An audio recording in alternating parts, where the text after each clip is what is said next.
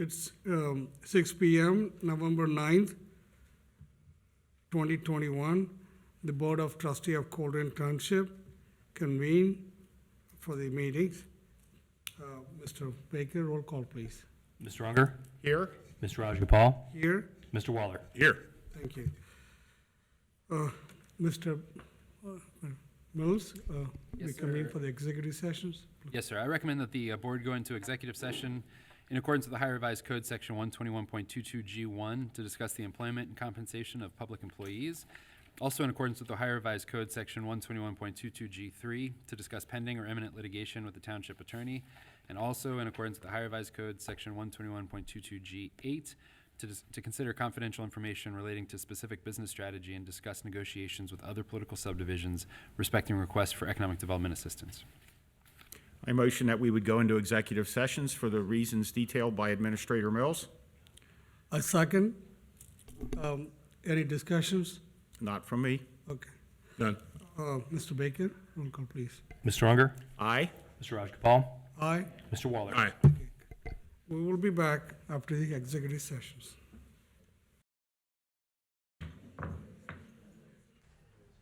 It's 7 p.m., November 9th, 2021. The Board of Trustees of Colerain Township, back from the executive sessions. Mr. Baker, roll call, please. Mr. Unger? Here. Mr. Rajagopal? Here. Mr. Waller? Here. Mr. Mills, anything you need to report from the executive Nothing to session? report. I just note that Mr. Baker joined us in executive session tonight. Okay, thank you. All right. So we have a, would you please rise for the Pledge of Allegiance? I pledge Allegiance to the flag of the United States of America and to the republic for which it stands, one nation, under God, indivisible, with liberty and justice for all. remain standing for a moment of meditation. As the Thanksgiving holiday approaching, let us thank very much for this beautiful country we live and all the gift that God given us. And also we thank for all the people who serve for the people. Also let us pray for all the families that are going to get together for the safety.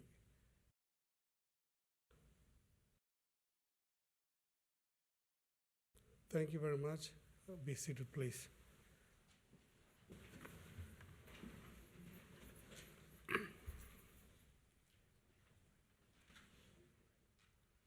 The next on the agenda is a fiscal office approval of minutes. Thank you, Board. This evening, I'm asking for the approval of the minutes of the October 26th, 2021 meeting. I motion that we approve the minutes of the October 26th, 2021 meeting. I second it. Any discussions?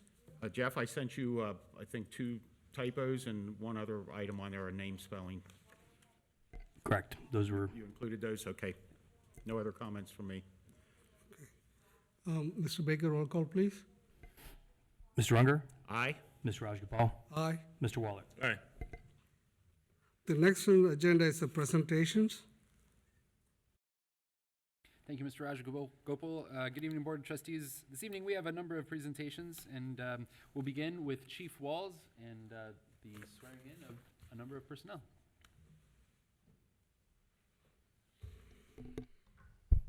Good evening, Board.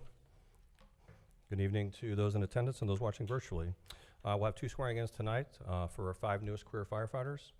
We'll do those together, and then we'll swear in our 2 newest lieutenants. So at the present time, I would like Brandon Barnes, Zach May, James Riley, Tony Vandegraft, and David Wegman to join me up here to my right.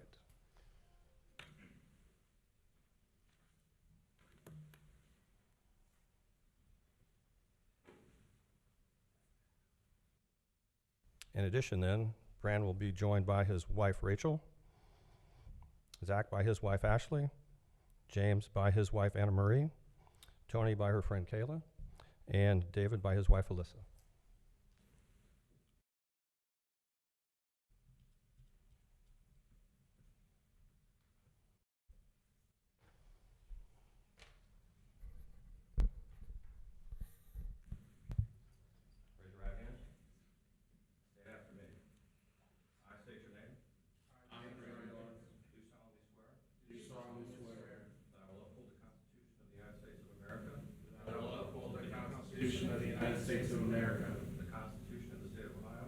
Constitution of the State of Ohio and its bylaws.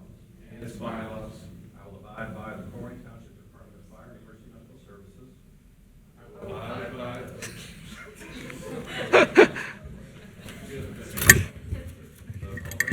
Township Department of Fire and Emergency Medical Services. Colerain Township Department of Fire and Emergency Medical Services. Mission statement. Mission statement. Values. Code of ethics. Code of ethics. Standard operating guidelines. Standard operating guidelines. And the township's policies and procedures. Township policies and procedures. I will faithfully discharge the duties of firefighter paramedic. I will faithfully discharge the duties of firefighter paramedic. And for Colerain Township. Hamilton County. Hamilton County. State of Ohio. State of Ohio. To the best of my ability. To the best of my ability. So help me God. So help me God.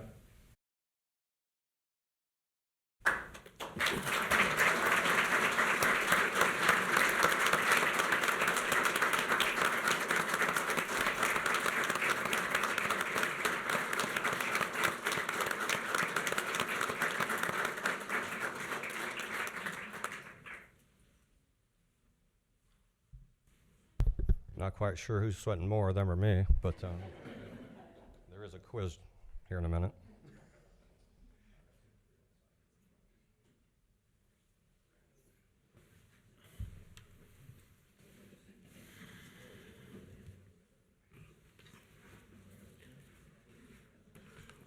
Congratulations and thank you all for joining the township.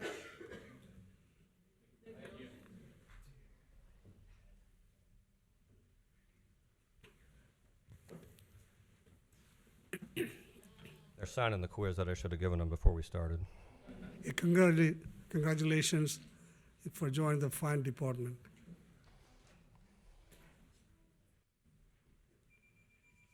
Yeah.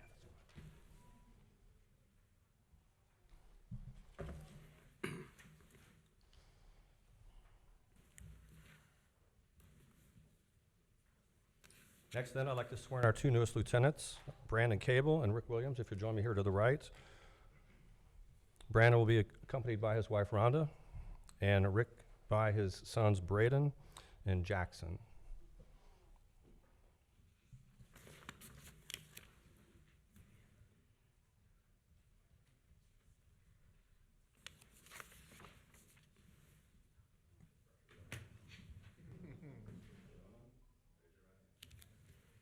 I state your name. Do solemnly swear. That I will uphold the Constitution of the United States of America. I will uphold the Constitution of the United States of America, The Constitution of the State of Ohio. the Constitution of the As follows. State of Ohio. I will abide by the Colerain Township Department of Fire and Emergency Medical Services. Abide by the Colerain Township Department of Fire and Emergency Medical Services. Mission statements. Mission statements. Values. Values. Code of ethics. Code of ethics. Standard operating guidelines. Standard operating guidelines. And the township's policies and procedures. And the township's practice and procedures. And I will faithfully discharge the duties of paramedic. Faithfully discharge the duties of lieutenant In and for Colerain Township. in and for Colerain Township, Hamilton County. Hamilton County, State of Ohio. State of Ohio, To the best of my ability. to the best of my ability, So help me God. so help me God.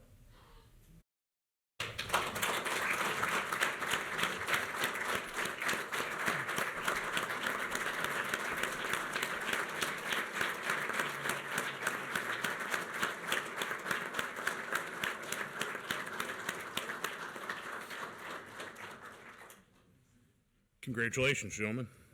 Congratulations. And they successfully passed. Thank you. Thank you, Chief. Thank you, Chief Walls. If you don't mind, gentlemen, I'd like to bring item E up, presentation by Chief Denny introducing and swearing in a newly hired police officer, Mr. Weber. Go ahead, Mr. Mills. Good evening, Board. Evening, Chief. Mr. Weber is a 2016 graduate of Oak Hills High School and a graduate of the Great Oaks Police Academy. We first met Nick.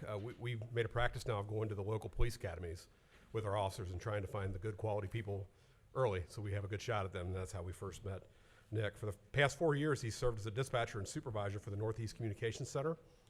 And Nick was a police explorer for 5 years and retained the highest rank in that organization. You ready? Hey, Why don't you Mark, introduce who you brought with you? there's a bunch of people getting up leaving. let's let some of them leave first, either that or if everybody could stay for this next swearing in, that way there's not the distraction in the background. I think you want to talk about one?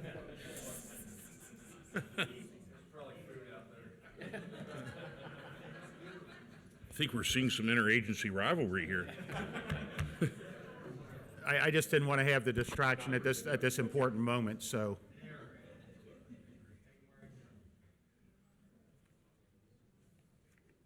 Everybody you brought stayed, right? Yeah. Okay.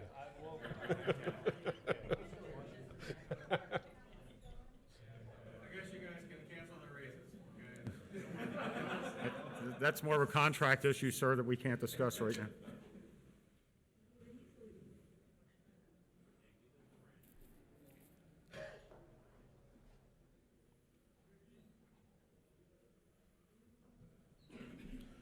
Thanks, Mark.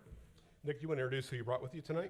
I brought my father, my mother, my brother, my sister, and I brought some good friends with me. That's Vivian, Officer Sproul with Loveland, Aaron Burke, he was one of my supervisors at Northeast Communication Center, and Seth, who works at Chlorine now. All right, you ready? Yes. Count on you to get it right. I'll do the fire one. I state your name. I, Nick Weber, Do solemnly swear do solemnly swear that I will uphold the Constitution of the United States of America, that I will uphold the Constitution of the United States of America, and the Constitution of the State of Ohio and its bylaws. the Constitution of the State of Ohio and its bylaws. I will abide by the Colerain Police Department mission and value statement, I will abide by the Colerain Police Department mission and value statement, code of ethics, code of ethics, rules and regulations, rules and regulations, police department policy and procedure. police department policy and procedure. I will faithfully discharge the duties I will faithfully discharge the duties of police officer of police officer in and for Colerain Township, in and for Colerain Township, Hamilton County, Hamilton County, State of Ohio, State of Ohio, to the best of my ability. to the best of my ability. So help me God. So help me God. Flawless.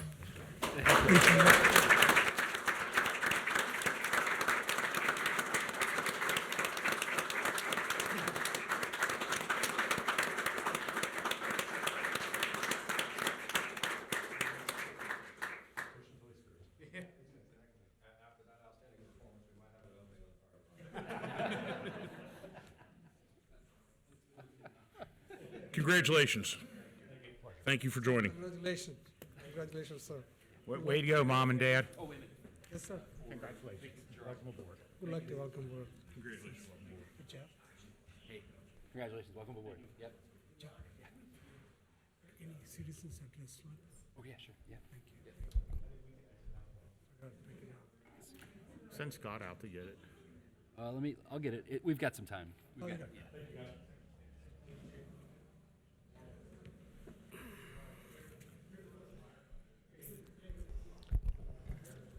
Thank you, Chief. Just us. Thank you. At the December 2020 Board of Trustee meeting, you approved the commission of a staffing study to evaluate the sworn and non-sworn staffing levels within the police department. That study began in earnest in January of 2021, and it culminates tonight with the presentation of that report. Tonight with us are two of the study authors. First, I'll introduce Dan Gerard. Dan is a retired captain from Cincinnati Police Department after 29 years, and he served as the director of operations for the Institute of Crime Science in the School of Criminal Justice at the University of Cincinnati. Dan will introduce the other co-author and present their findings. Thank you, Chief. Good evening, Board. I appreciate you taking the time to have me here. Dr. Wallard, I do want it noted that it being an elder grad, I wore purple just for you today. Thank you so much. All right. As Chief Denny said, I'm Dan Gerard. I spent 31 years with CPD, commanded special operations, retired as a captain. With me is my academy classmate from CPD, who is also a retired police chief in Loveland, Ohio, and Tim Sobransky over here. And our principal data scientist for this particular study is Dr. Jillian Desmond, but her 16-month-old daughter is in COVID quarantine right now, so she is home with her. So she was our data scientist for this. So go ahead and move forward, please. You know, first thing I want to do is set the tone. What do people want from their police department? If you are a member of the public, if you are a politician, if you are a business owner, if you're a citizen owner, just continue to, you can advance it through the whole thing.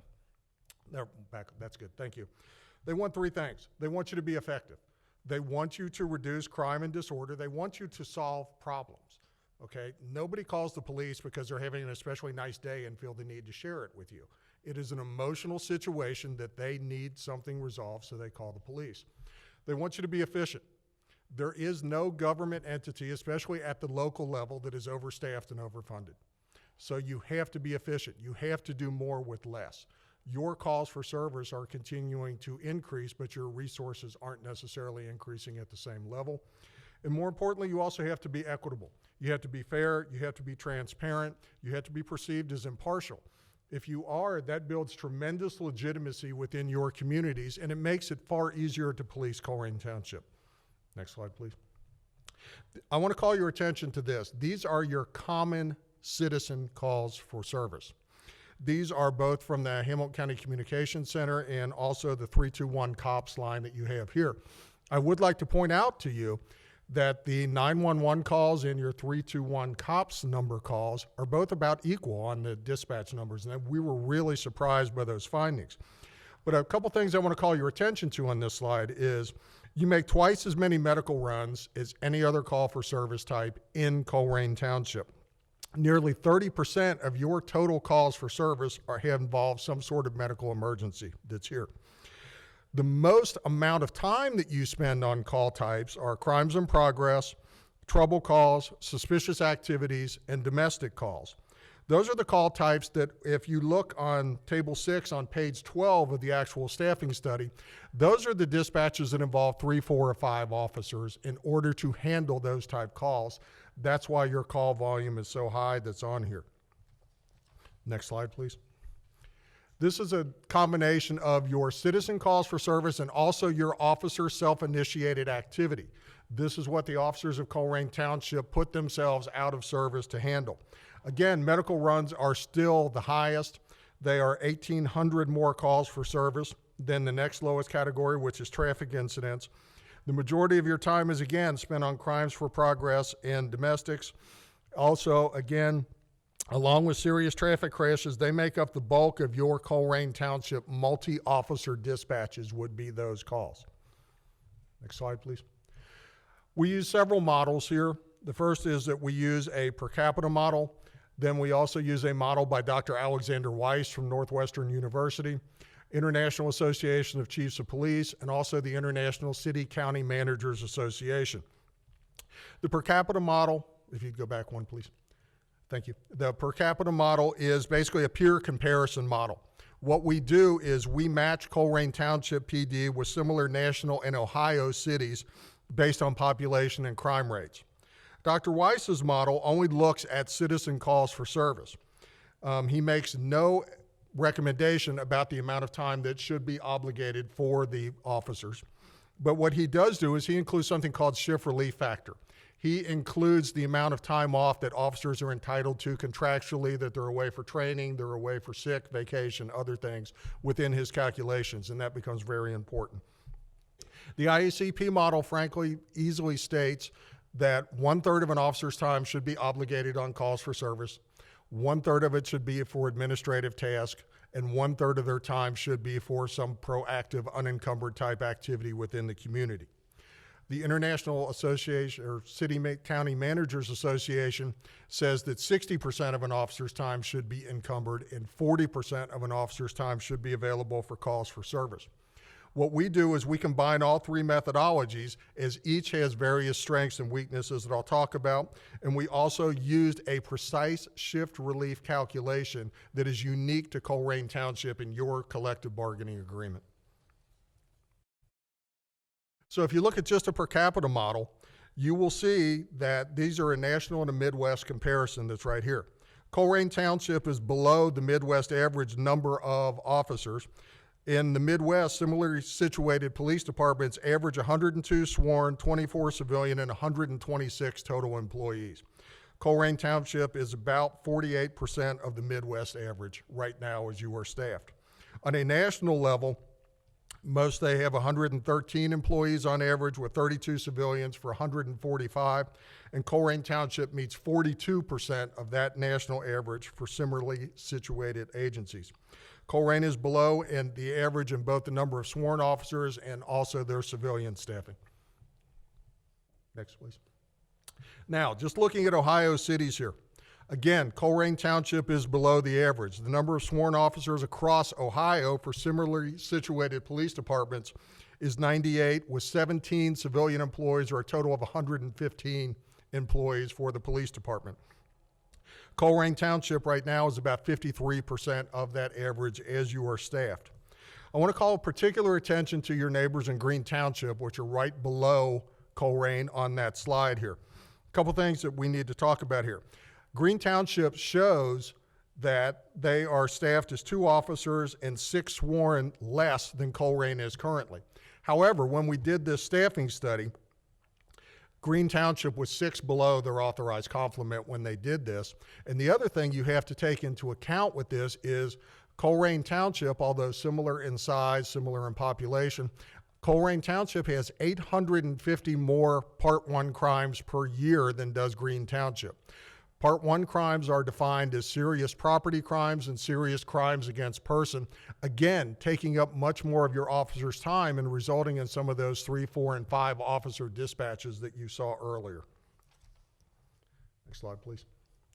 So based on strictly the IAC model, again, which details that you should have 33% of your time encumbered and obligated handling calls for service. Using that model, as you can see, this Colerain officers work above that standard 20 hours a day.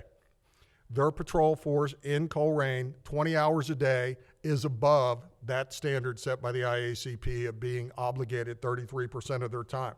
The only times that they are not above that threshold is 7 in the morning to 11 o'clock in the morning. Those are the only 4-hour period. Other than that, they are working above capacity all the other hours. If you look at the ICMA model and also the one that we are using as well in Focus Safety Strategies, which is our company, if you look at the ICMA standard of 60% of the time, Colerain Township is working 16 hours a day above their capacity in patrol. And that means that basically from 7 o'clock in the morning till 3 o'clock in the afternoon, that's the only time that they actually meet the standard and have that 40% of their time unencumbered so that they can do things in the community. If you want to have an even higher level of service delivery and do 50%, we also calculated, and then again, you would be working 19 hours a day above your capacity in patrol. Only from 7 o'clock in the morning till 1 o'clock in the afternoon would you have time to actually go and meet that standard and do things in the community. These 3 calculations that are showing that Colerain's patrol officers and patrol force are working above their capacity are critically important. Critically important. Crime has been empirically proven that it clusters in time and space. You have repeat locations, you have repeat offenders, you have repeat victims that are there. That means that Colerain Township's patrol officers are spending inordinate amounts of time focused in these particular areas of the township, which basically means that other areas of the township that don't have those high service demand levels are getting less visibility and longer response time because your patrol officers are working above their capacity. They do not have that unobligated time that they can go to these locations for visibility and problem solving. That's critically important for you as a governing body to understand, because that way you would have, you can have people from your township that say, we never see the police. Well, it's because we're working over capacity in patrol that we're spending all our time in these particular hotspot regions, and we don't have enough time under our current staffing levels that we can go to those locations and spend the time there that we actually should. Next slide, please. No matter what obligated service delivery Colerain Township chooses to provide to their citizens, Colerain Township Police Department is understaffed. You're understaffed at the 33% obligated time level, the 50% obligated time level, and the 66% obligated time level. Next slide, please. At the 66% obligated time, that would handle your administrative time plus your citizen calls for service in the IACP model. To meet that standard, Colerain would need 38 patrol officers in order to meet that particular standard and have 33% of their time, 24 hours a day available for unencumbered time that you can engage in visibility and problem solving in other areas. In order to do that, you would have 8 officers assigned to each of the 2 squads on day shift and 11 officers assigned to each of the 2 squads on night shift.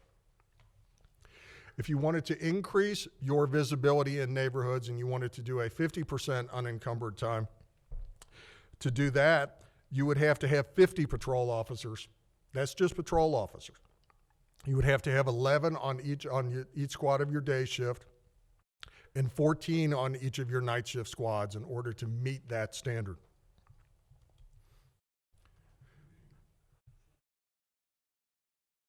I'm writing down questions. Should I be asking them as we go or No, ask them just at the end? I'll be more Okay, than great. happy to answer them. I got, well, actually, one more slide, and then we're up for the questions, so be happy to answer them, Mr. Unger.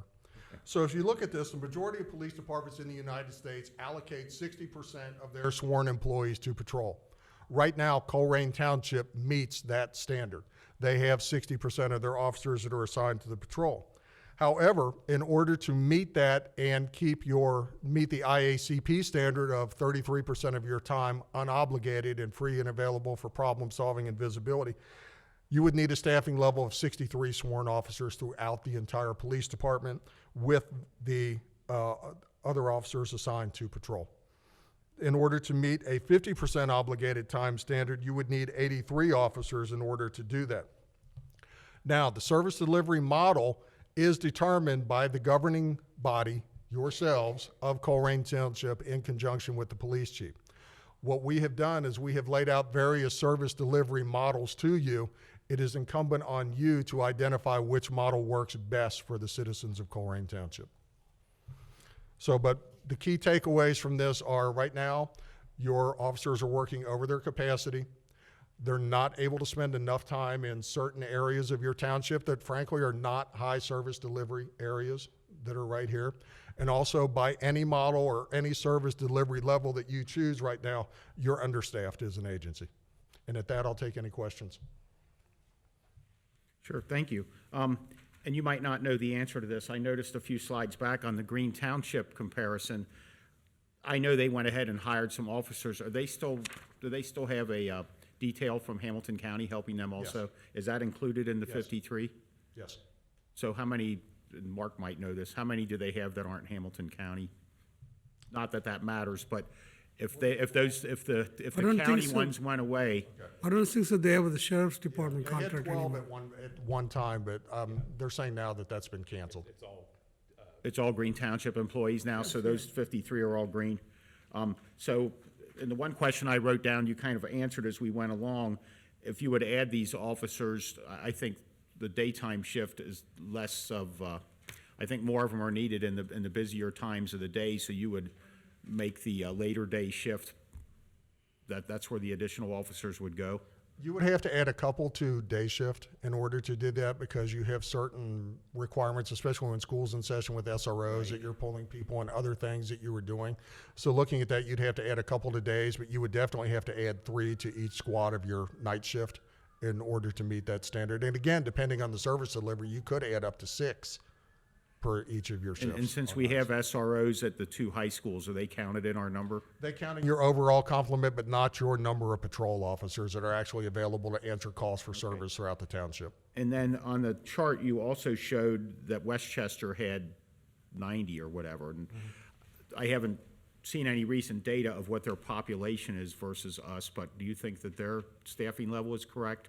That I can't answer because I've not looked at their data. I don't have any idea what their cost for service is or what they have decided as a governmental body and a police department, Right. what their service level to their citizens of Westchester should be. I don't have any idea. And I'm not sure what the population comparison is It's either. close to you Is because it? that's why we put it in there. We put populations that were similar to Colerain Township on the Ohio side.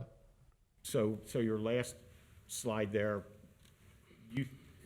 to follow this model, you would think we would need 83 officers? No. You need to come somewhere in between that 33% obligated time, which right now you're working above capacity 20 hours, somewhere in between that and the 50%, but you have to arrive at that particular Based on what we can what afford. service delivery you want to provide to the citizens of Colerain Township.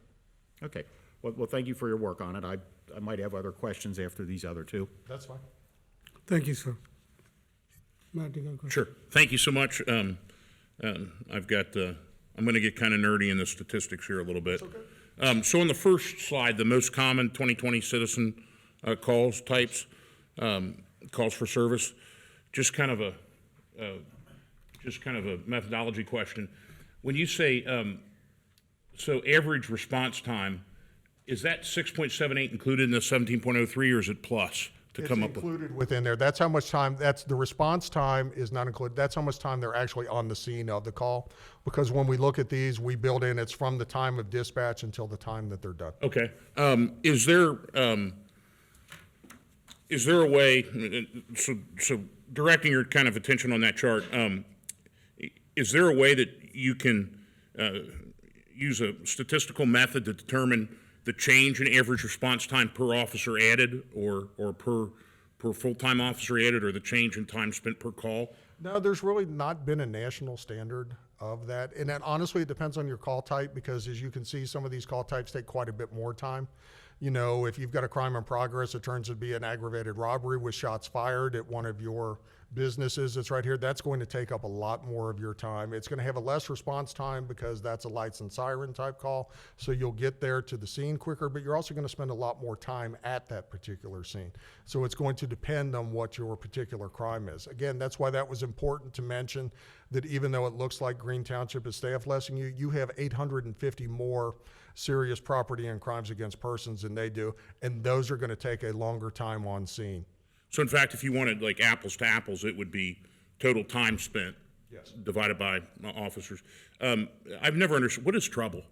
Is that just something that can't be defined in Basically, that could be almost anything, because as you know, in your experience in public safety and hearing the reports in your police department, there are a lot of things that don't necessarily neatly fall in a category that people make 911 calls for, or that people make a 321 cops call here for. And the other question I have, again, kind of on this chart, do we have comparative studies on average response times for medical and average time spent per call medical through other jurisdictions, or a national average, or some type of benchmark? There is really no benchmark for that, because in a lot of police jurisdictions, they don't respond on medical runs. So that's hard to say. Okay, so let's take medical out, like investigation or disorderly. Is there some type of benchmark I can measure that? Way we're being way more efficient, or? No, there really is no national standard for that, because again, disorderly conduct is sort of a catch-all at that point in time.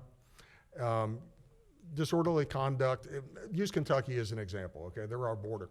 We used to joke all the time when I was with CPD that what you got to pay out citation for in Cincinnati, they shot at you for in Covington, because it's wanton endangerment. Over there, it's a felony, and you go to LaGrange. So it's hard to say, because different people have different definitions across the country of what may actually constitute that particular offense. Is there a movement within kind of the industry, or to start to standardize that so we can? They're trying, but the problem that you're running into is there's 18,000 police departments within the United States. All of those have a different governing body as well that's there, that they make their own local ordinances. And you've also got to deal with the state ordinances as well that are very different. What constitutes disorderly conduct in Texas probably doesn't constitute, it'd probably be a felony here in Ohio. And this is probably for Chief more. Do we have a longitudinal look at this per minute average response time by category that goes back, or is this just? Okay, is that something that you feel would be helpful, or? Certainly, yeah, absolutely. Okay, because I see these stats, and I'm trying to get my mind to where are they? I mean, we could be like massively efficient or massively inefficient. I don't know. I mean, looking at the numbers, they seem like they're very efficient. It makes sense to me that auto-related is going to be 46 minutes. If there's a car crash or something, you're going to have to. You might be waiting on a tow truck. You're doing an investigation. It's going to take more time. I'm just kind of getting an idea where this kind of lays nationally. Like suspicious activity, you might have to do a search. You might have to check locks, right? Is that? I think the big problem with a lot of that is there's so many variables as to what could happen at that call. Yes. Okay. So a disorderly call it can come out as a domestic, it ends up being a homicide. Right. Okay. So disorderly ends up being a domestic. It's very, none of those two calls are similar at all. So, like suspicious activity, you could get there and find a homicide victim, and that just brings your average right up. And this is how it's dispatched. So that's the way right. we Okay, categorize it. not how it's ultimately found, but how it's dispatched. Yes. Okay. I think that's it. Thank you so much for dealing with my statistical questions here. If that's no problem. If You we're know, in purple. Please take away from this that Colerain Township's PD is an excellent PD. They are operating as efficiently as they can, but there are some limitations as to some of the things that we laid out about visibility in some of the less busy areas and those type things because of staffing levels and your calls for service level. I completely understand that. I'm looking at these statistics as, making an argument for or against what we're doing. I mean, it's quantitative support. I feel somewhat uncomfortable ultimately when we talk about fire, police, public service, reducing it to numbers, because I don't want somebody breaking off a run 5 minutes early because they're worried about a clock when they could be saving somebody's life, or maybe they feel this pressure to rush through it. So I don't want that, but at the same time, I kind of would like to see how this all falls. So we've done staffing studies across the country, and I will say that Colerain Township has a very good handle on your data. Okay. It wasn't a problem to extract the data. Having conversations with Chief Denny and his executive staff, they understood data. They asked very good questions. They actually asked us to include some extra things within this report that customarily we wouldn't have included in a staffing study, so that they can do an even more in-depth breakdown of how they're actually using their resources and deploying their officers. I agree, and the one thing that I always stress with Chief Denny is, man, you got to have it clear how you're coding this so that we can, 20 years down the road, when we're all gone, we're still coding it the same way, so that we essentially are comparing the same type of quantitative data, and I think that's important. The difficulty that we did have is your 321 calls or 321 cops data and you'll see that as a recommendation in the report in the executive summary, is you don't track the sort of data that the Hamilton County Comm Center does. So what we had to do, and your calls again are evenly divided about 50-50 between 321 cops, which has been remarkably successful because we figured it would be about 80-20 or 75-25, and really it's close to 50-50. That, people see you as a resource, so they're calling you instead of calling the comm center. What we are seeing with that is, now I've lost my train of thought, it's hard to be old at some point in time, but once you see that, though, it makes a difference for what you're doing here. You don't track that, so that becomes a recommendation, is that in the future, we had to go and we had to match call types from 321 calls with a similar call for Hamilton County, then get the average of those and assign that to each of those 321 cops calls.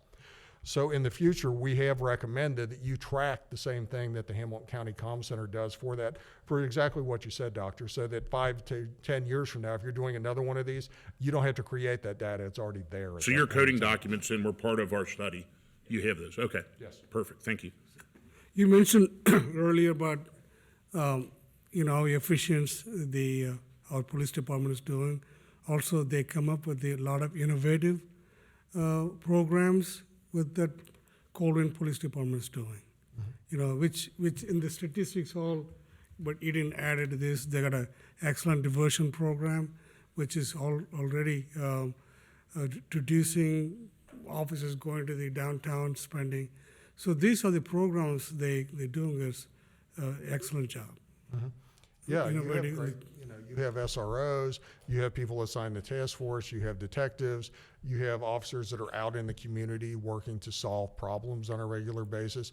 Primarily, what staffing studies look at are the patrol officers. Those are the ones that are answering the calls for service. That's how you take that 40% of that total and you can deploy those however you do. And Colerain actually deploys their 40% of their staff that is not on uniform patrol answering calls for service in a very efficient manner.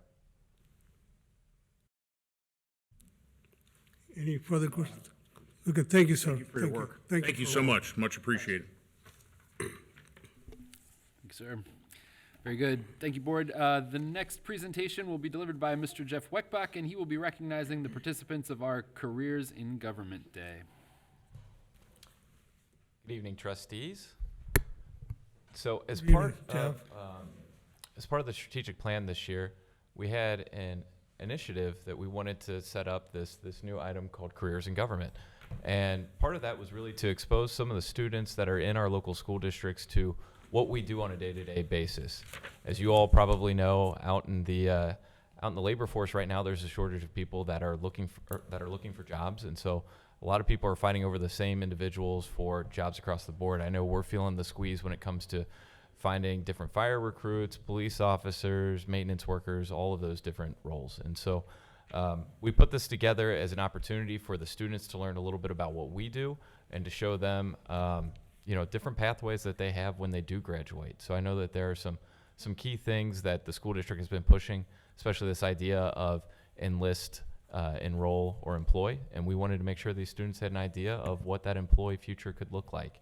And so in your packet, we have a list of all the students that attended, but it was a really great opportunity for all of us to learn a little more about each other. So wanted to make sure we presented that and answer any questions that you all had on the program.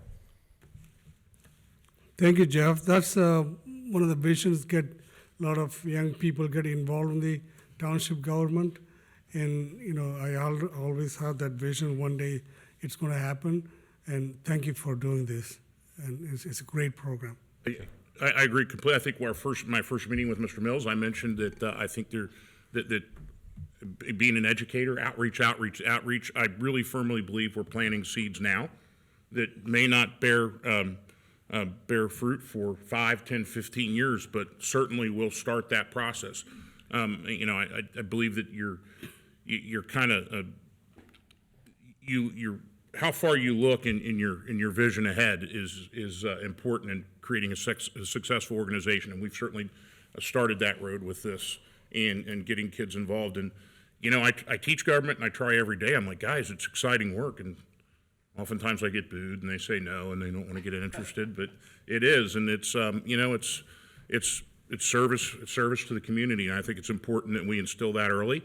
At the worst case scenario, we get kids out there voting. And we saw at the latest election, Hamilton County 26%, Colerain Township 21%. We could use some more of that in voting and actively voting, knowing what they're voting for or against. And so thank you. Thank you, Jeff. And for those following along on the agenda, it does show 16 first names. We don't list the last names because they're minors, and a teacher. So thank you for the program. Great. Awesome. I think the next item on the agenda is also being presented by me, and that is the results of our traffic calming test. So you all will recall that earlier this past summer, we decided to install some speed cushions on Niagara.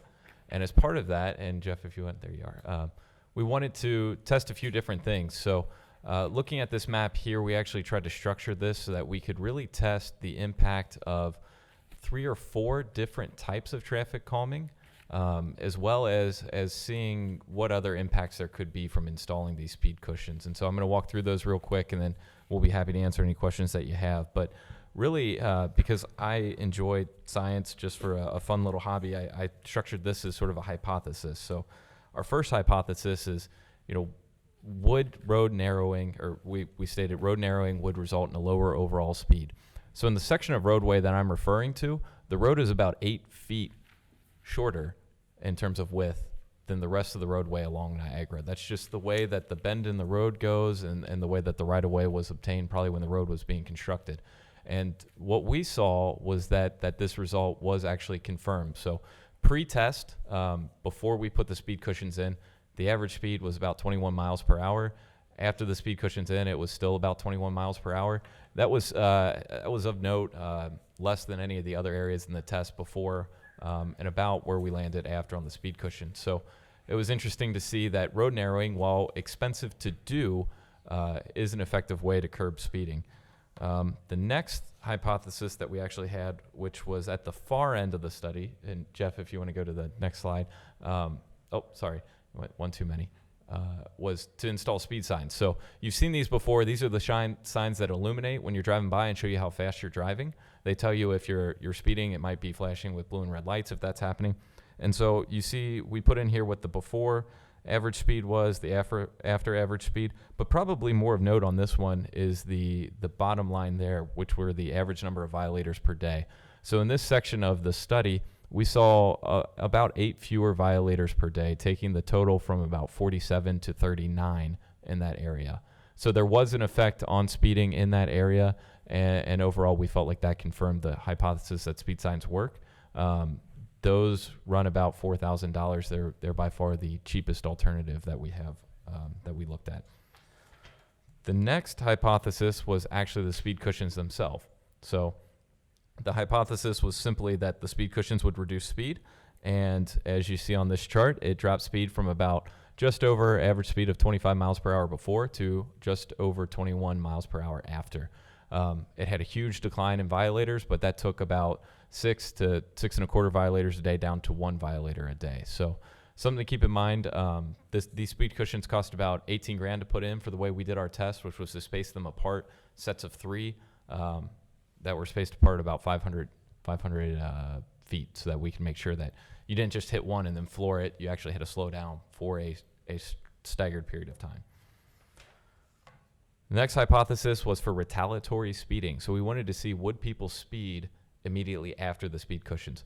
Surprisingly enough, it did not happen, or at least we didn't think that it was a large enough increase to be statistically significant. So that was of the 5 hypotheses, the one that did not occur.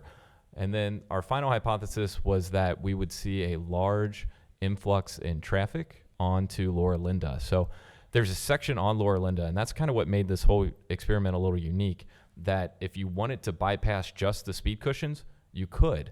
And so what we were expecting was to see an increase in traffic on Laura Linda, which we saw about 22% more people on Laura Linda on a day in and day out basis once we installed the speed cushions. So we felt that that was a significant thing to call out, and we wanted to make sure that we included that in here. So to kind of wrap up on all of this, we did send out our environmental crimes unit and a few of our officers to talk to the residents in the area of the experiment. And of the 27 residents that we were able to contact, 25 of them felt that the speed cushions reduced speeding, which it did. And so it was overwhelmingly a yes. They liked that these were there, and they really appreciated us doing that. And so to sum all things up, one of the things that I kind of noticed from all of this is that whenever you do something to the road, it tends to generate a response. And that response usually is to slow down. And so from my perspective, as we look at the different options here, it could be as cheap as $4 grand for speed signs to be installed. It could be as expensive as reconstructing and redesigning how an entire roadway is set up, or it could be something in the middle like a speed table or speed cushion experiment. Now, the one thing that I did want to call out on the last slide here is that ultimately we don't know what the long-term costs are going to be on this roadway as a result to these speed cushions being installed. If any of you all were able to get out there or see some of the photos, there were hundreds of holes that had to be drilled into the roadway to put these things in. So we know that that is probably going to result in some sort of long-term effects, but we just don't know if that's going to be confined to just that area or if it's going to create some more issues in other parts of the street. So with that, I'm happy to answer any questions that you all might have. Thank you, Jeff. The road narrowing component of the study, that was on a curve, and my only comment would be the curve probably slows people down a little bit too. It just so happens that the radius of the curve, I mean, the road wasn't narrowed on a straightaway, it was narrowed in a curve, so that might affect the statistic. And then the overflow of traffic onto Laura Linda versus what might be on Niagara if the speed cushions weren't there. And I didn't see it mentioned in the test. What was the timing of that? Was school in session when part of the test was done, and school was off for the summer when part of it wasn't done? No, I believe that the entire experiment was from the mid to late August through September. And so, right, so school would have come was into back by session then before we took our pre-data. So, okay, and I've actually been on Niagara an awful lot the last 2 months for another reason, and and for what it's worth, we didn't necessarily see any increases in traffic on Niagara itself with any of our speed signs. The only area that actually saw the increase in traffic was Laura Linda. and having some experience in the industry of installing speed tables, which are basically an elongated speed bump, if you put that out to competitive bid, I think you find the cost would be different than having the township install them. And what you typically do is saw cut across the road and mill down an inch or two, and then build the speed bump so that it's actually an inch or two of it is below grade. Right. And then you'd bring it up to maybe 4 inches at the center and then back down so people with spoilers on the front of their cars wouldn't damage their cars. And so there is a way to do it for less than our experimental way of doing it. But I think it's a great study, and I think it does work, and I think it does slow down traffic, and I think it does respond to the residents' concerns. And so thank you for researching this before we make what could be a very permanent decision to install permanent asphalt speed tables. Thanks. Thank you, Jeff, for this study. I did get opportunity to travel pretty much on the Niagara Street around that area. It did slow down a lot of traffic, and looked like it's pretty good. You know, I think the residents were happy about that. My question will be, how, if you go ahead and plan to do the permanent speed bumps, like similar, something like that, would the community development grants fund will help? Grants, can we seek for that? Because for the safety of the community? Sure. So I think if you're referring to like community development block grants, Block grants, yeah. I believe that those have been able to be used in the past on road rehabilitations, but with the allocation that we get, that means that we would sacrifice doing something else. So right now, a portion of our community development block grants actually are going to projects like sidewalk replacements, development of an infrastructure and an economic development plan for Groesbeck and other things like that. So we would have to make the decision to not do that in order to spend the dollars on speed cushions, speed tables, whatever that might be. So what projection you looking for to spend the money? In terms of this study, we were presenting this more No, as no, I'm information. sorry, the permanent installation of that speed bumps. I think we will look at that when Niagara is up for repavement. I don't know that it is in our 5-year road plan, though. So for the time being, we're probably looking at the temporary speed cushion staying in unless directed otherwise.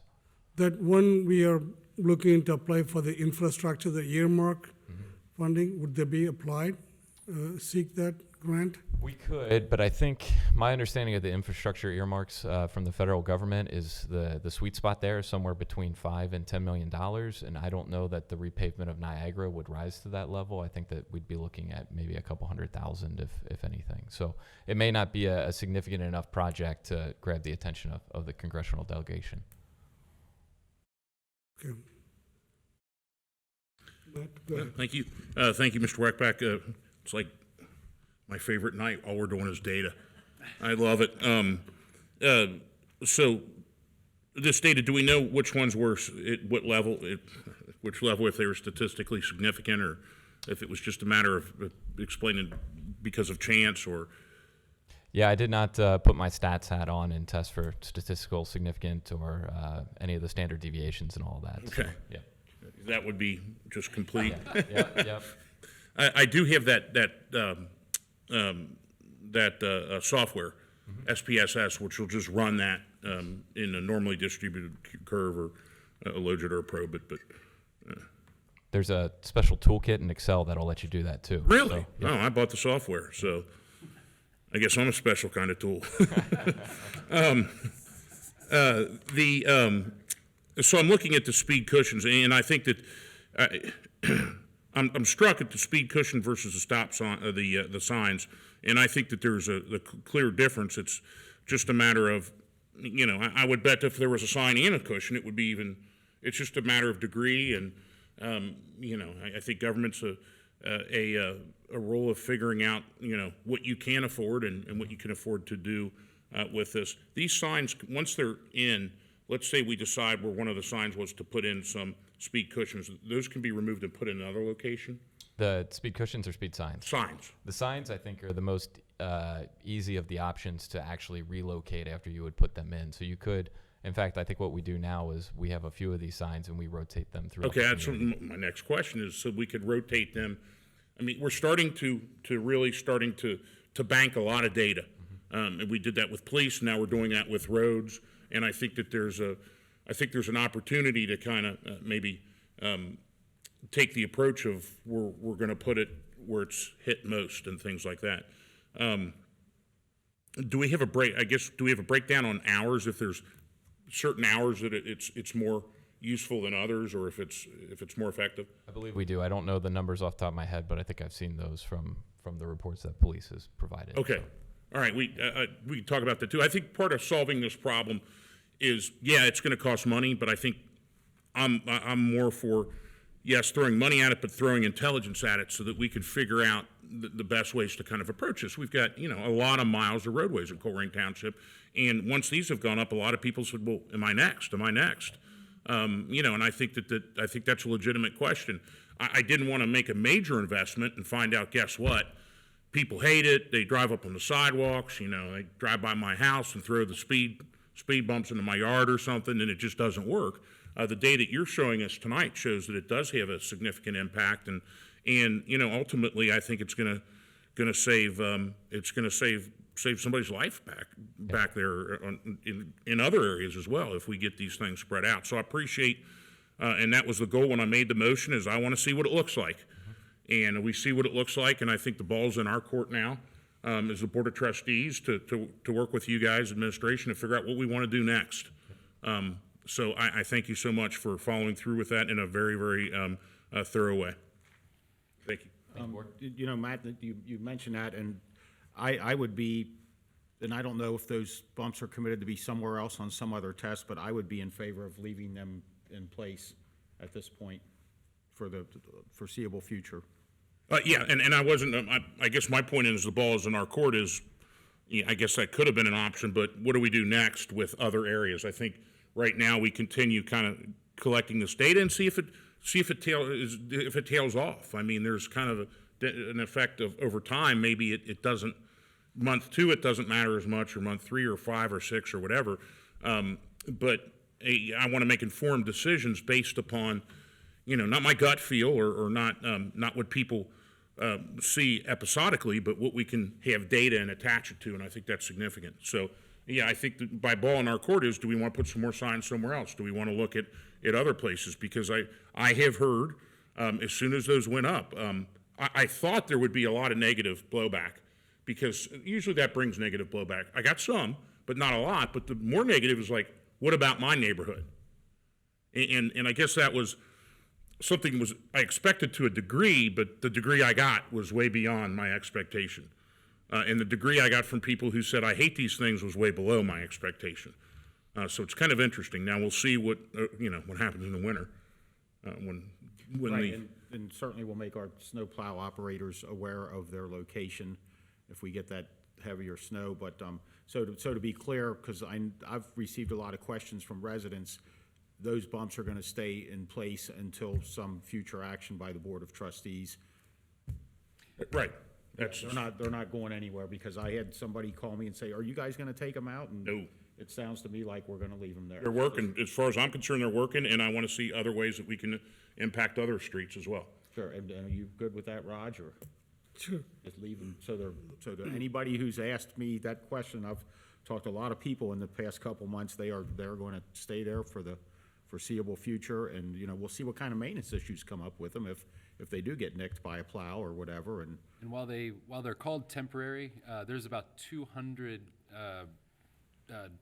screws into the ground, or bolts that go into the ground for each one of those. And so, if we do take them up, there will be some remediation needed on the roadway at that place, and it's hard. It's not easy to take them up. Right, and they're very secure, and I've driven over them, and you do slow down, and not that I wasn't always driving slow, because I'm the 21-mile-an-hour guy. Matt's the other guy at the other end of the graph, but no. So they're going to stay in place for anybody who wants to know. So.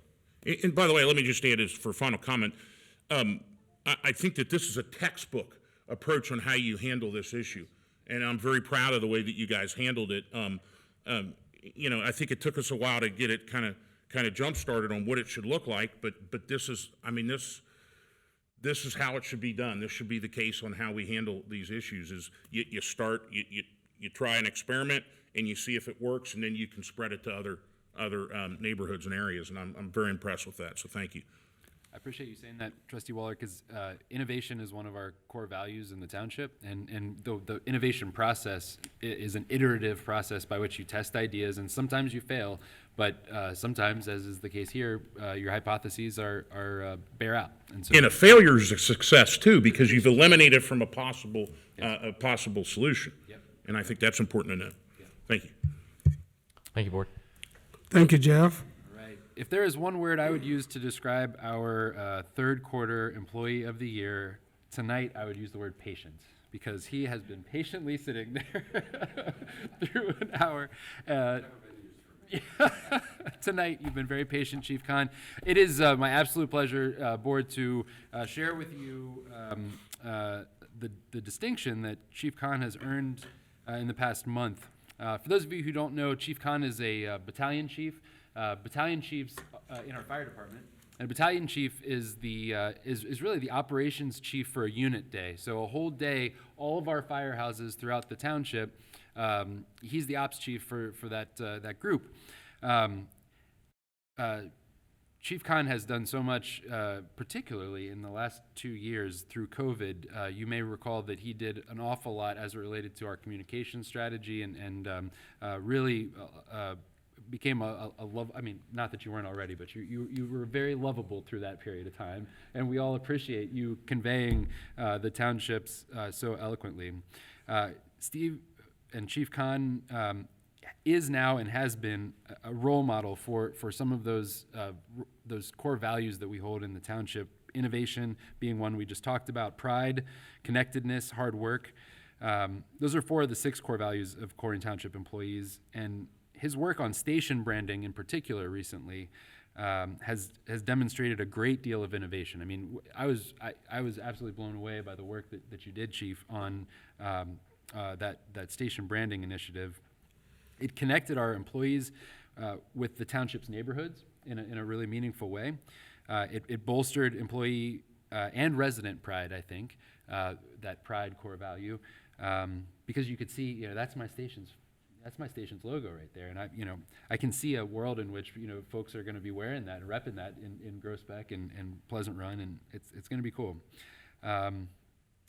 It took a great deal of effort on Chief Conn's behalf, and for that, I just wanted to make sure that you are aware how appreciative we are, and we are happy to recognize Chief Conn with the distinction of Employee of the Quarter for the 3rd quarter of 2021.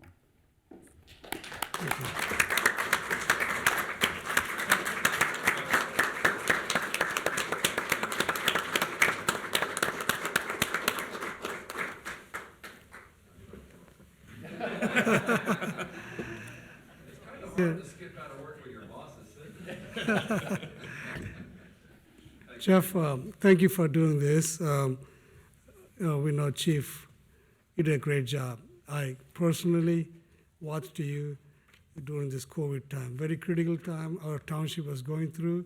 You did a fantastic job. And you helped a lot of senior citizens, And you worked tirelessly for this, our township. Amazing work. Thank you, sir. It's a good opportunity for us to recognize your hard work.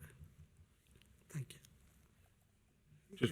Just like to add my thanks. So when I got the email about this, so as many people know, I'm a little bit of an early riser, 4:30 or 5 in the morning, which means by about 3:30 I need a nap, really desperately. And when they said this is time sensitive, you need to get up there and sign that, I gave up my nap. That's how much I think of you. So thank you so much. Thank you for all. And when you get up at 4:30 or 5, a 3 o'clock nap gets you till 11 o'clock. Not the healthiest thing in the world, but we'll work on that next time. But thank you so much for your service, and you really did it, specifically with regard to COVID, a fantastic job of communicating to residents. Look, this is something none of us have been through. Hopefully none of us will ever go through again. And I think a lot of us struggled for answers, and I think a lot of times it was kind of the stuff that you issued, the information you issued. It was a calming voice that made us feel like, hey, we're going to get through this. It's going to be all right. And I appreciate, there's no way to measure that, and I certainly appreciate that, and it speaks volumes for the work you did, and this is so well deserved. Thank you. Thank you. Okay. That concludes the presentations. The next is a citizen's address. I have 3 slips here. I will call for the first one, the Greater Northbrook, Connie, Lori, and Lori in Niagara. They're from Northbrook area. Step forward, please.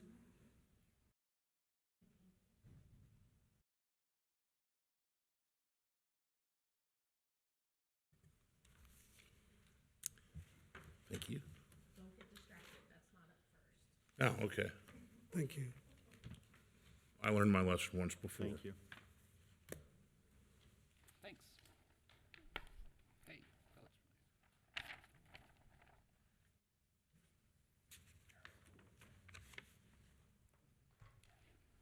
So we have, got to bring it down for the short people. We have a long list, so Jeff, if you're timing us, Oh, yeah, thanks. we can do 5 minutes. Talk quick. Yes. First of all, we need more police. Please support that. Team Up to Green Up. I don't know if the residents have heard about Team Up to Green Up. Myself and Laura and Jeff and we're all members of the team. Businesses can adopt their property, keep it clean, but more importantly for residents, you can adopt not just a block. If a block is too much, adopt a street or adopt your very own front yard. But it's time for everybody to step up and clean up. There is a food drive for Taylor Elementary that CPA alumni, the three of us are alumni, so supporting that. It ends on November the 19th. You can drop your food donations off at the PD, and we are actively trying to fill a police car. I think we have filled three times so far, but we still have 2 weeks to go, so you can never feed too many kids.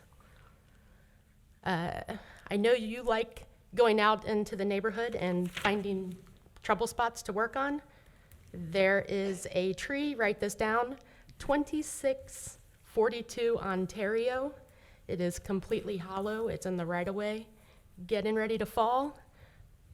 So we could use some Get help that, Jeff? Yes, sir. getting that. 2642. I have pictures if you need it. Ontario, I don't doubt it. Yeah, I've probably seen it.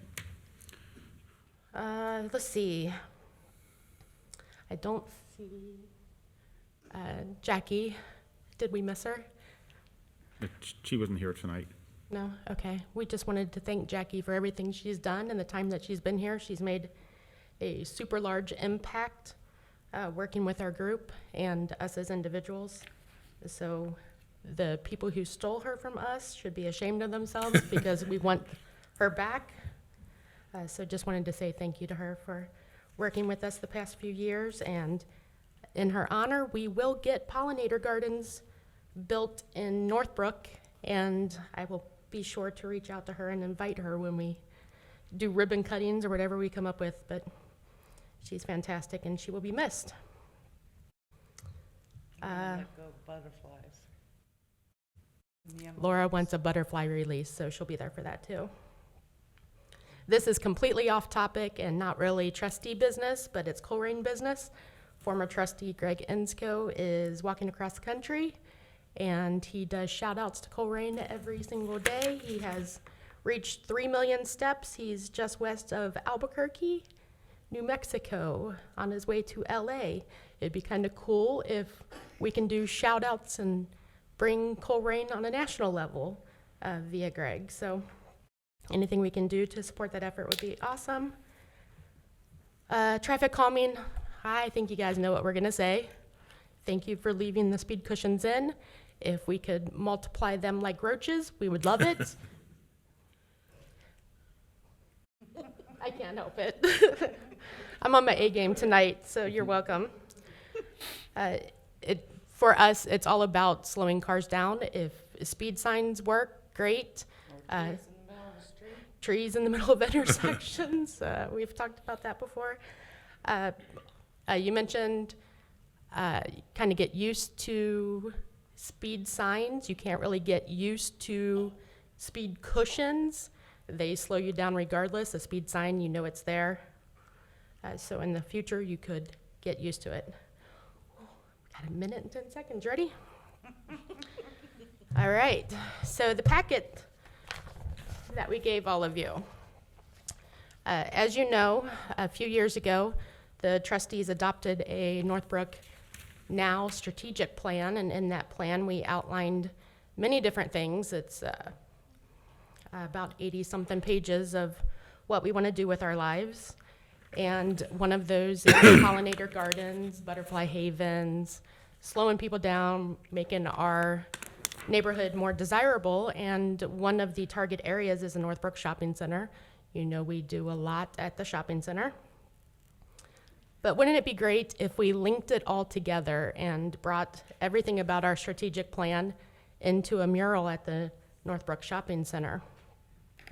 One was just painted at Northgate Mall, which is in the packet that I gave you.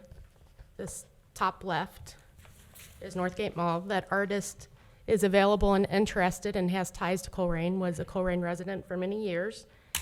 And we need you to accomplish this. So what we were hoping, you guys spoke a few minutes ago about the CDBG dollars. So we were hoping that you could, when you apply for the grant, allocate some money to us to have a mural painted on the side of the Northbrook Shopping Center.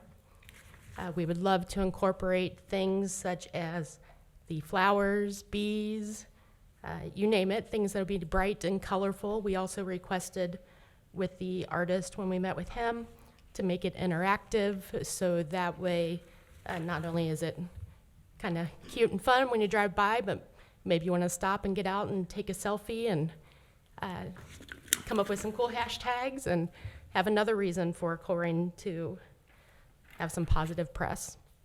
But I included the website if you want to go and get more information about the artist and things that he's done. Some of it's Greenburgh, Indiana, O'Brienville. They've done the downtown library.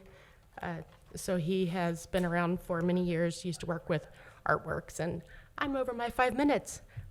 But we really hope that you guys will consider granting us just a little bit more, so that way we can.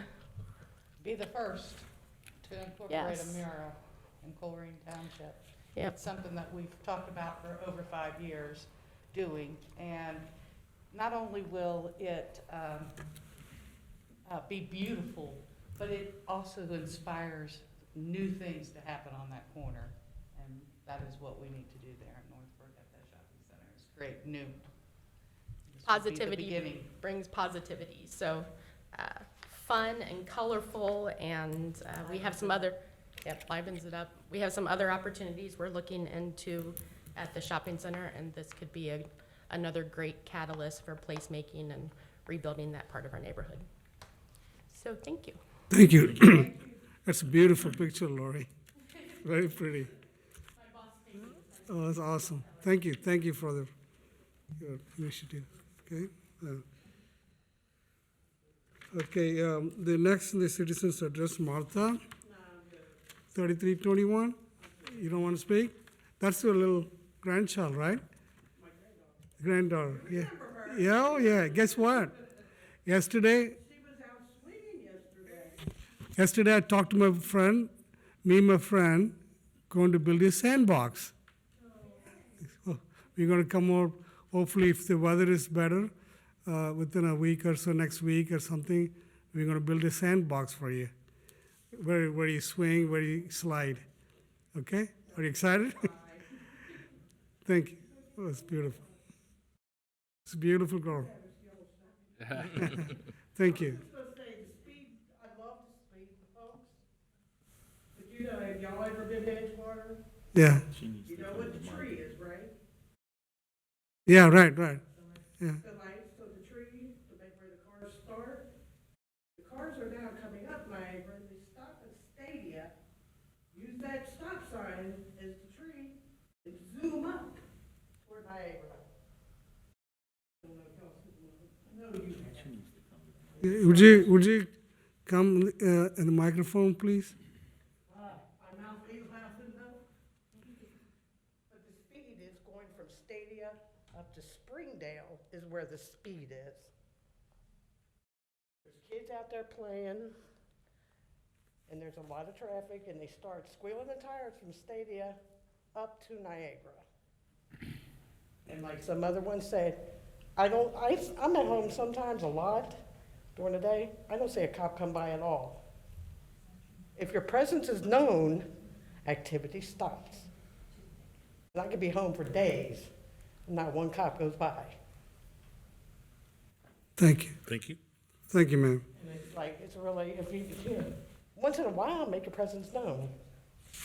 If you hear some of them, if you hear the crime. I've been there 20 years.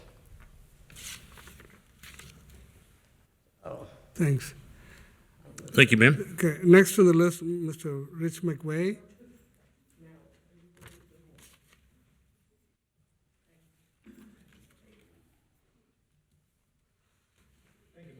Evening, Mr. McVeigh. How you doing, sir? Well, we've been talking about traffic calming for 5 years, and I'm listening to what you guys had to say tonight, but I'm still not clear about what you're going to do. I don't know if what kind of devices you're going to install, and put speed bumps, or it just wasn't clear. So let's not go another 5 years, guys. I mean, let's just get something done. Let's show some leadership and make some decisions and get these things installed in more than just one street, on Laura Linda and other places. There was a concern about what was going to happen with heavy equipment, fire trucks, this kind of stuff, and there was nothing in the report that dealt with that, so I assume that that's not an issue. I think Trustee Younger brought up a good point. You can do this stuff with asphalt, you know, and I don't know, Dan, maybe it takes, 3 or 4 yards of asphalt per bump or something like that. And what's that stuff? A couple $100 a yard. You know, you don't have a lot of money in materials to put in speed bumps. You don't have to spend $18,000. And we have asphalt speed bumps working all over the country. This is, you don't have to reinvent the wheel. I mean, let's just get on with it, guys. Quit delaying. Make a decision. Lead. What is your expected timing for installing a sidewalk from Abbey Town to Pleasant Run School? What steps have you taken relative to installing a sidewalk on Joseph Road, and when do you estimate the sidewalk will be installed? When do you expect to have new sidewalks installed between Pool and the administration building? I'll give you the questions, guys, when I get done. When do you expect to have a sidewalk installed between Colerain and Laura Linda? These things are all in your strategic plan. When do you expect to finish sidewalk installation along Pool Road? When do you expect to have a solution implemented for dumping at donation boxes? I heard the legal staff was working on that months ago. You need to talk to the property owners and get them to control their properties. When do you expect to have a new sign installed over I-275? We've been talking about it. When are we going to do it? What gateway improvements will be made at Colerain and I-275, and when will they be installed? It's in your plan. Or it's in the plan, but there's no scheduled date. What are the expected improvements relative to the streetscape plan and the Colerain Avenue corridor study? What is the timing for the renovation of the firehouse on Galbraith Road? What steps have been taken to bring about the completion of the Rumpke headquarters property? And when will we see construction begin to take place? What are the goals for the cleanup of litter along Chlorine Avenue? And how are you measuring effectiveness? What are your goals for stopping illegal dumping? And how are you measuring the effectiveness of your efforts? What are your goals for economic development? And how are you measuring the effectiveness of your efforts? What are your plans to control traffic along Sovereign with the development of the new subdivision? Rumpke continues to be the largest source of odor pollution in the Southwest Area Quality District. And it's in direct violation of the consent decree that you got with those guys. And it's the biggest problem we have in the community relative to what people don't like, next to sidewalks and streets. What are your plans to hold Rumpke accountable to the consent decree? Relative to the police staffing study, since the police crime statistics are showing steady improvement, that's the good work the chief's been doing, what is the basis for any changes? And what will happen if no staffing changes are made? What happens if we do nothing? What are the expected measurable improvements that residents can expect with any staffing change? How are things going to be different?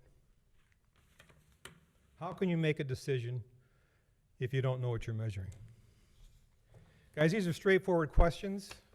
You know, I don't expect you're going to answer them tonight, but I'll be back because I'm not going away. These are all in your plans, and these are commitments that you've made, and you need to be held accountable. And I'm going to do it. Thank you, Rich.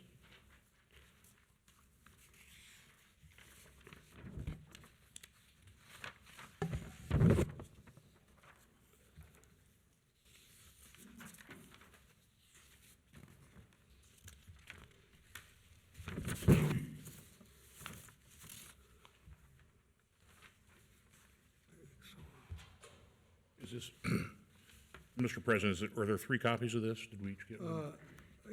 One I got in the. Okay, so Mr. Unger has one too? Yeah, it's a two-sided document that's. All right, well, I've got the original, so, okay. Thank you. Thank you, Rich. The next on the agenda is the trustees report. Who wants to go first? Go for it. Go ahead, Matt. Are we doing administrative reports? Not yet. Do administrative reports. Administrative reports first. Oh, okay. Go ahead. Administrative report. Very good. Thank you, Mr. Rajagopal. And I will pull up our administrative reports on our website here and like to invite Chief Walls to the podium.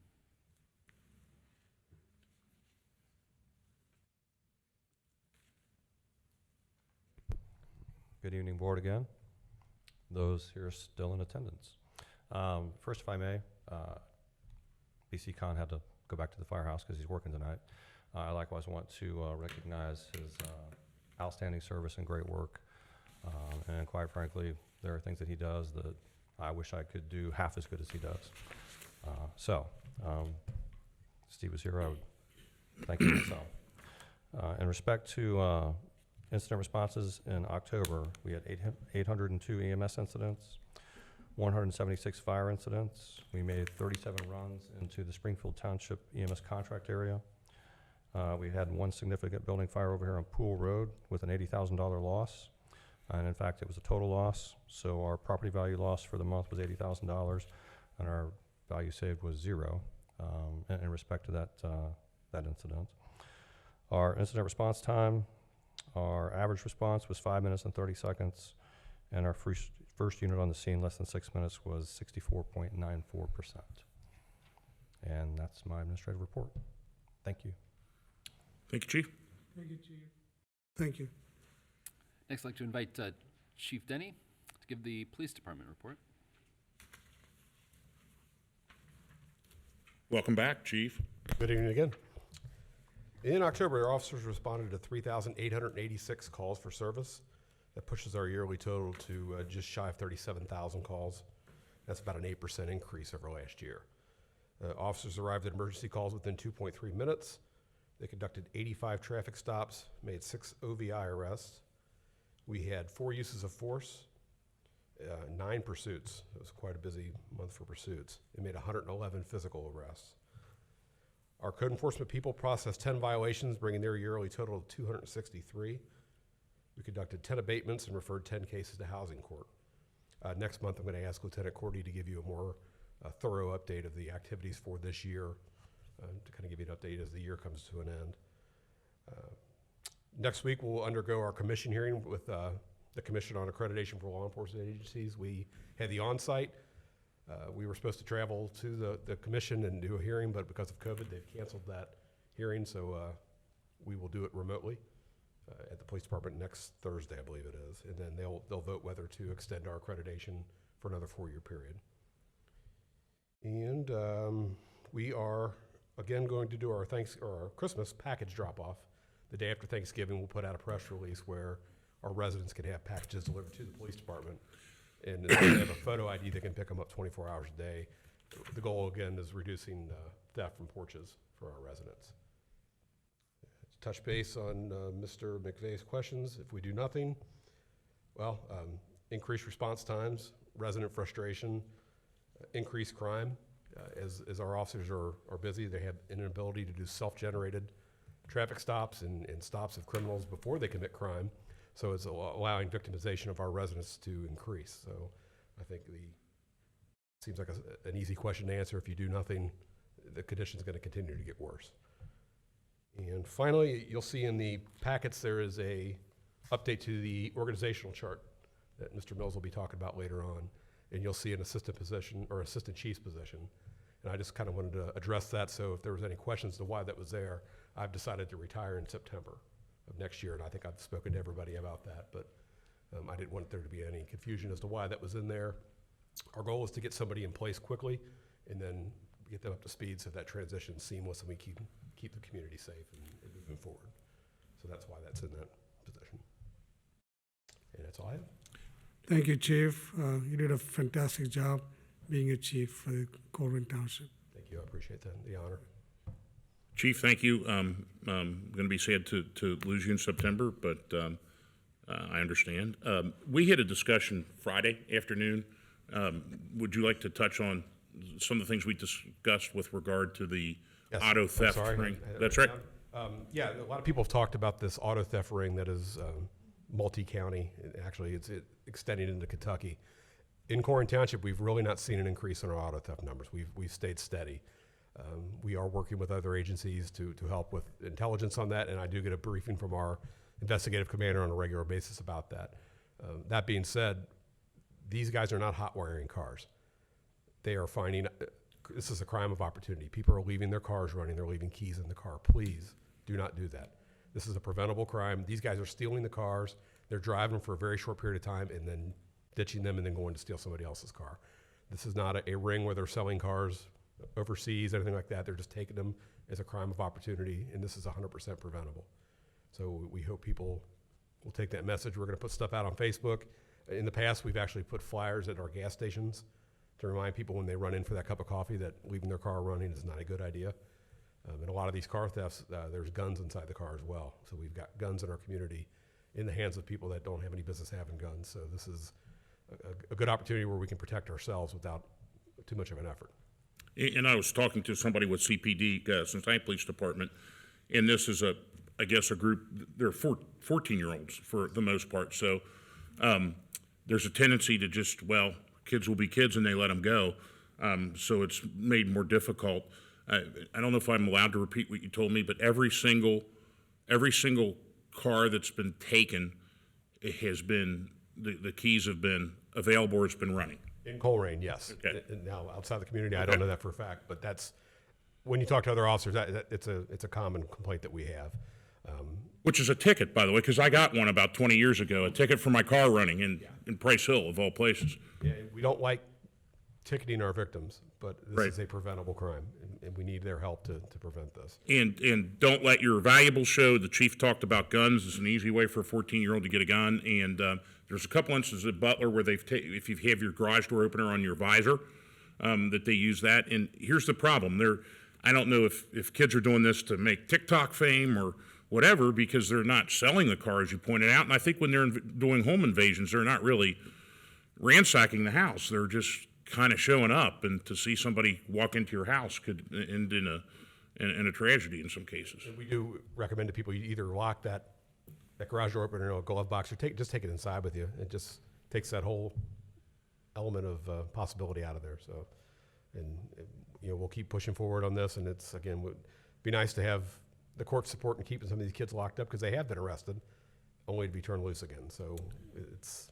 In fact, I think I heard the 3 nights ago that Green ended in a chase, and the person that was actually arrested was immediately cut loose. Yes, and they had a license plate that was stolen from Colerain. Right. Yeah. Right. I mean, so they're back the next day doing it. So, and they're not criminal masterminds. You leave your car running, they're going to take it. Yes, and that's including in front of your house, at the gas station, everywhere. Please turn them off. I know it's cold. It's going to be cold, and that's not what we like, but I'm sure you'd rather have your car waiting for you. Right. So thank you for updating us on that. Absolutely. Thank you, Chief. Thank you, Board. Thank you, Chief. Mrs. O'Connell had no items of business this evening, so she's not here to give a report, but Mr. Weckbach is. Welcome back. Yeah, nice to see you all again. So when we start to look at the numbers. Please turn on your mic. So when we look at the numbers this year, we are down compared to last year, but for park visitors, most of that's being driven by Clippard Park. As you all recall, we eliminated the cut-through, so that was a lot of the cut-through traffic that was going on there. What I do want to call out, though, is that middle bar, the bottom bar, the orange bar, is Colerain Park, and it is up quite a bit from prior years. And if you click into the chart and look at more of the data, you'll actually see that most of that was this summer, which I attribute a little bit to the goats in the park. And then we saw a huge spike in in September of 2021, which is right after we opened the playground. So that was fantastic to see that kids are using the park and they're loving it. Other items of note as we think about our parks, we have a survey that's out there right now where we're trying to get some feedback on our parks from residents. So if you see that on Circle, please fill that out and give us the feedback that you have. Requests for service in our road division. These are citizen-generated requests. We're at 98 through the year. Most of those are for potholes, similar to some of the requests that we heard today. Tree work and tree inspections are some other items. And then final item here on our dashboard is litter reporting. And you'll actually see for November 2021, most of that is actually us tracking what volunteers have self-reported because we just started in November. So the cleanup initiative that Lori from Greater Northbrook mentioned, you can sign up. We're going to ask you to tell us what you do, and we are going to retract that and point out who that is. So Compton Recycling has actually done a ton, so you'll see them there at the top. But then there was a guy named Jonathan and a few others that we wanted to make sure that the community was able to see who's out there picking up the trash, where they're at, when they're doing it, and how much they've collected. So we've had a lot of volunteers that have been stepping up, and we want to continue to find ways to recognize them. And then just a final item of note, since Jackie is not here, we did complete our pickleball court, and it is ready for business. It actually was completed yesterday fully, so please stop out behind the community center and play some pickleball. I saw people already playing pickleball today. Yep. It's beautiful. The court. community knows. It's beautiful. Very nice painting. I love that. Sure.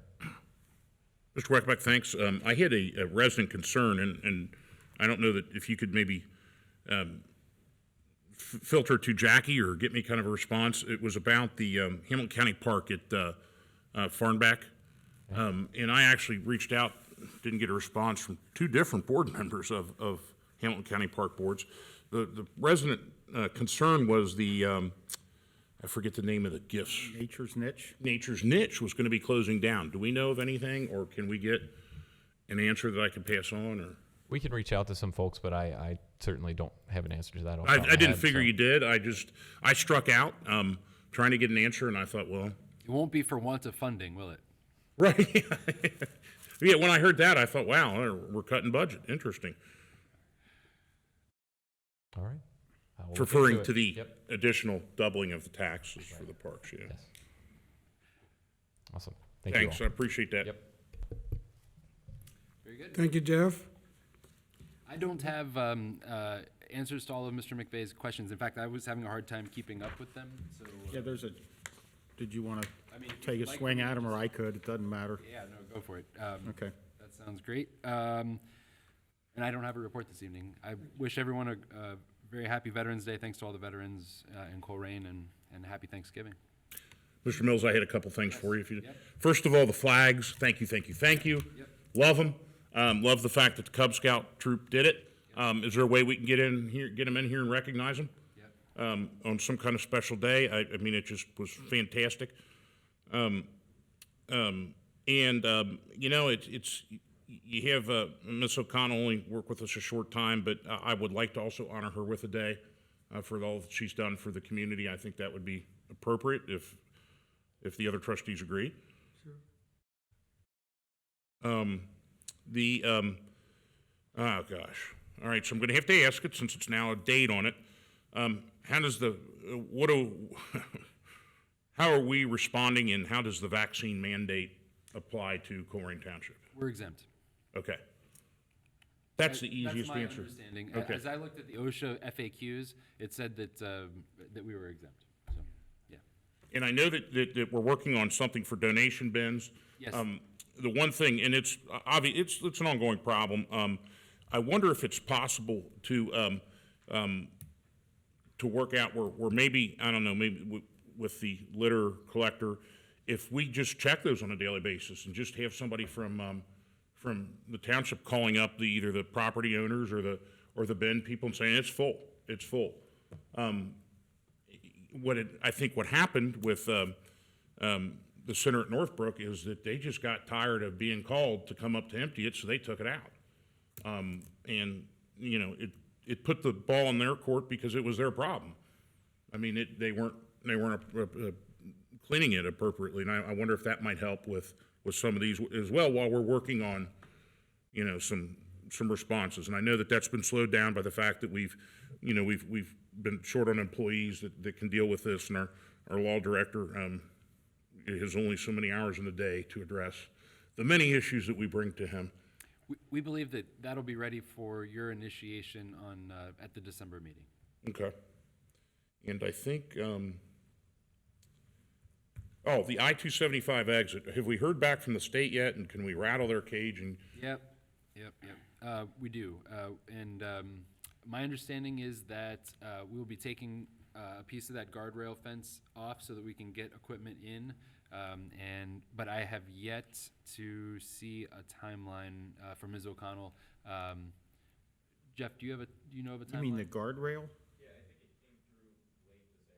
Oh, okay, all right. So late this afternoon was when I haven't had a chance to look at it yet. But yes, in order to get equipment necessary to do the job, we're gonna need to take down a piece of guardrail to be able to. Well, I was gonna say, there's guardrail down right now because there's an overnight electrical contractor that's installing new giant galvanized utility poles. I think that's on the on-ramp to the westbound side. Westbound side, yeah. We'll be on the off-ramp to the westbound side.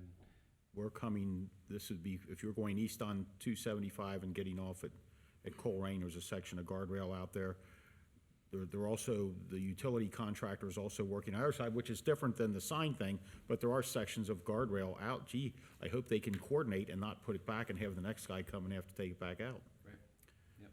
So there is another project going on there, but it's an overnight project. Sir. all right, thank you, Mr. Mills. That's all I had. Yes, sir. Okay, the next on the agenda is trustees report. Who wants to go first? I'll go ahead and go. As I mentioned earlier, I've been out a lot of places, and more than half this township has my phone number, which is 404-3057. I have gotten a call, a rather disturbing call, from a lady who was really upset that there's a organization that's out there that likes to find people that are behind on their property taxes and make them offers on their house. I've gotten 2 postcards in the last 2 weeks because, you know, these people want to buy my house, but apparently they showed up at this lady's house, and I did forward that to you, Chief, and I don't know what we can do to stop those people. I call it predatory. They're threatening this lady because she's a payment or 2 behind on her property taxes, and I'm sure she's well aware of that. I don't know what we can do to stop these people from going to people's houses and knocking on their doors. They're in violation of our transient vendor resolution, and we would absolutely cite them for that. Right, and you should, I think I sent you because she was able to collect a business card from this person, and I'm not gonna tolerate, I mean, I'm hoping that you know what the law is on that, because I don't, but we can't have people harassing people that are a little bit behind. I mean, there's gotta be a predatory. There's a letter going out to them tomorrow that explains our transient vendor resolution, and I'll follow up with a phone call as well to make sure that. Okay, because the lady sounded so upset, I said, well, I'll come over and talk to you at least so you know the township is hearing you. So it sounds like working together, we can accomplish that. Absolutely. So, great. Our litter pickup person, I would like to, the guy who's there now, I know it's a 20-hour position. I would like the board to, I would ask you, Administrator Mills, to figure out what it would take to move that to a full-time position, because there's plenty of work out there, and I've talked to so many people who are noticing a difference, but I realize that's not something we can just do with a snap of the finger, so I'd ask you to figure out what would be the difference from moving that position to part-time to full-time, because there is just so much work to do with that. I did have an extended conversation with a citizen about the donation bins that are in the parking lot of White Oak Christian Church, and I want that citizen to know that I did talk to Matthew 25 Ministries, to the second in charge out there, and they said it's really up to the church where those bins would be located. And you know, that corner is so old and historic. There is, I believe that the ice cream store that didn't open this year was always grandfathered in, and I'm not exactly sure what the zoning is on the south side of the property. Everything there is probably grandfathered from years and years ago, but I wonder, I consider it to be more the commercial side of the property. I wonder if and which I can call them or you can, if they would consider, just even for a month, move them to the other side of the property on the more commercial side and see if that affects their donations. So I want that person to know that I've heard what you've said, and I'm looking into it. And I did mention there is some overhead utility work going on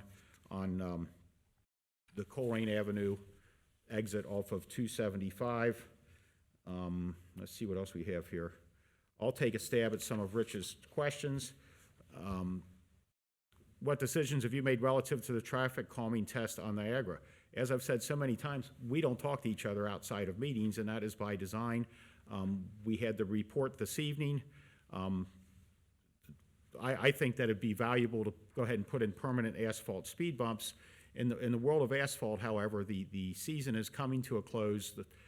I don't think we would get them done before the asphalt plants shut down, which is usually second or third week of December. And I'd be fine doing that in the springtime when the asphalt plants open back up, and maybe going out for competitive bid and, you know, figuring out exactly what kind of speed tables and how many we would want to put in. The sidewalk question about Abbeytown, I don't know the answer. Installing a sidewalk on Joseph Road, we would need the condominium association to give us a construction easement, and they have refused to do that for years. And we can't just go onto their property with equipment, and even though there's probably enough right-of-way to actually install the sidewalk, I can't come on their property without permission, and they refuse to grant the permission. The next one's a sidewalk question for Pool in the Administration Building, Colerain and Laura Linda, sidewalks on Pool Road, a solution implemented for dumping at donation boxes. You're working on that, or? December, That's coming up in December. A sign installed over 275 and other gateway improvements, we've talked about that. Improvements relative to the streetscape plans and the Colerain Avenue corridor study, those are in process, especially on the south part of Colerain Avenue. Yes. And completion of the Rumpke property, and when will we see construction begin to take place? I imagine that's the Struble Road development along Generation Drive, and I don't know what's going on with that right now, if there's any active projects. Yes, so we actively submit, I would say we submit RFIs, which are called requests for information, to economic development prospects that are brought to us by Ready and others. I would guess we probably submit 3 a month, and to date we haven't found one that wants to be here just yet. But we continue. We're very actively promoting that site. Question 13, what are your goals for cleanup of litter along Colerain Avenue? I believe we've had an outside contractor make a couple contracted runs at it. And how are you measuring effectiveness? Our litter picker-up individual actually brings back bags of trash, and we post that to the website and report on it every month. Right, so that is right out there on the website, and that's how we do it, is how much stuff that person is picking up. What are your goals for economic development? My goal is do everything we can to cut red tape, get government out of the way, and let the free market have at it. What are your plans to control traffic along Sovereign with the development of the new subdivision? That is kind of in process because the road isn't built yet, and we'll have to see how that goes. I was back there. There is a lot of dirt moved. I'm not exactly sure what the status of that is. 17, Rumpke continues to be the largest source of odor pollution in the Southwest Air Quality District and is in violation of the consent decree. I would have to ask our council if they're in violation of the consent decree, and, you know, how much of that the trustees can affect, and how much of that is under the jurisdiction of the Ohio Environmental Protection Agency. Police staffing study, that was tonight.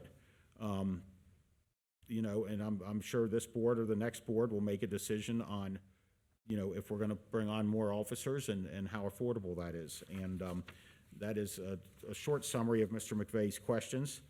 And I don't really have anything else, but thanks to everybody who's been so kind. And I've met a lot of people in the last 4 years, and a lot of them in the last 4 weeks, and it's really been an adventure. So all you folks out in Colerain, you're some of the nicest people I've ever met. So thank you.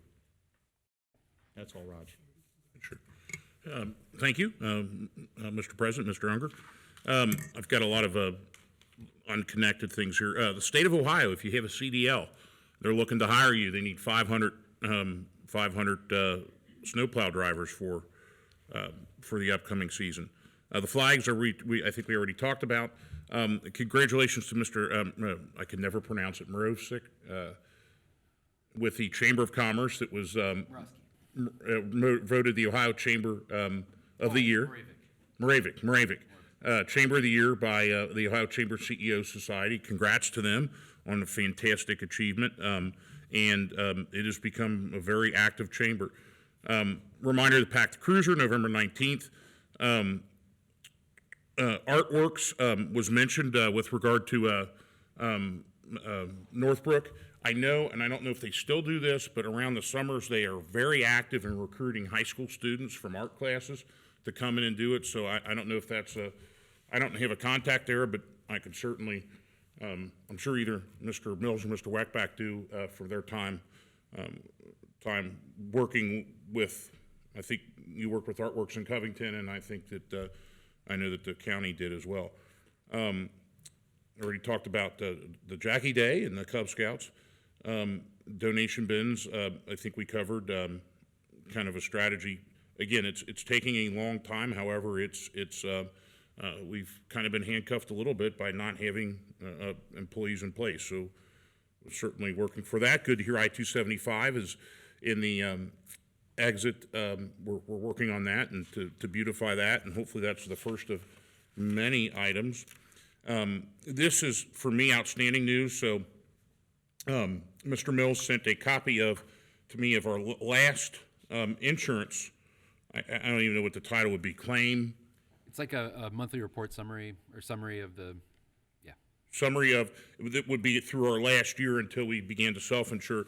To give you an example of, and I know Mr. Weckbach, Mr. Mills worked tirelessly on this.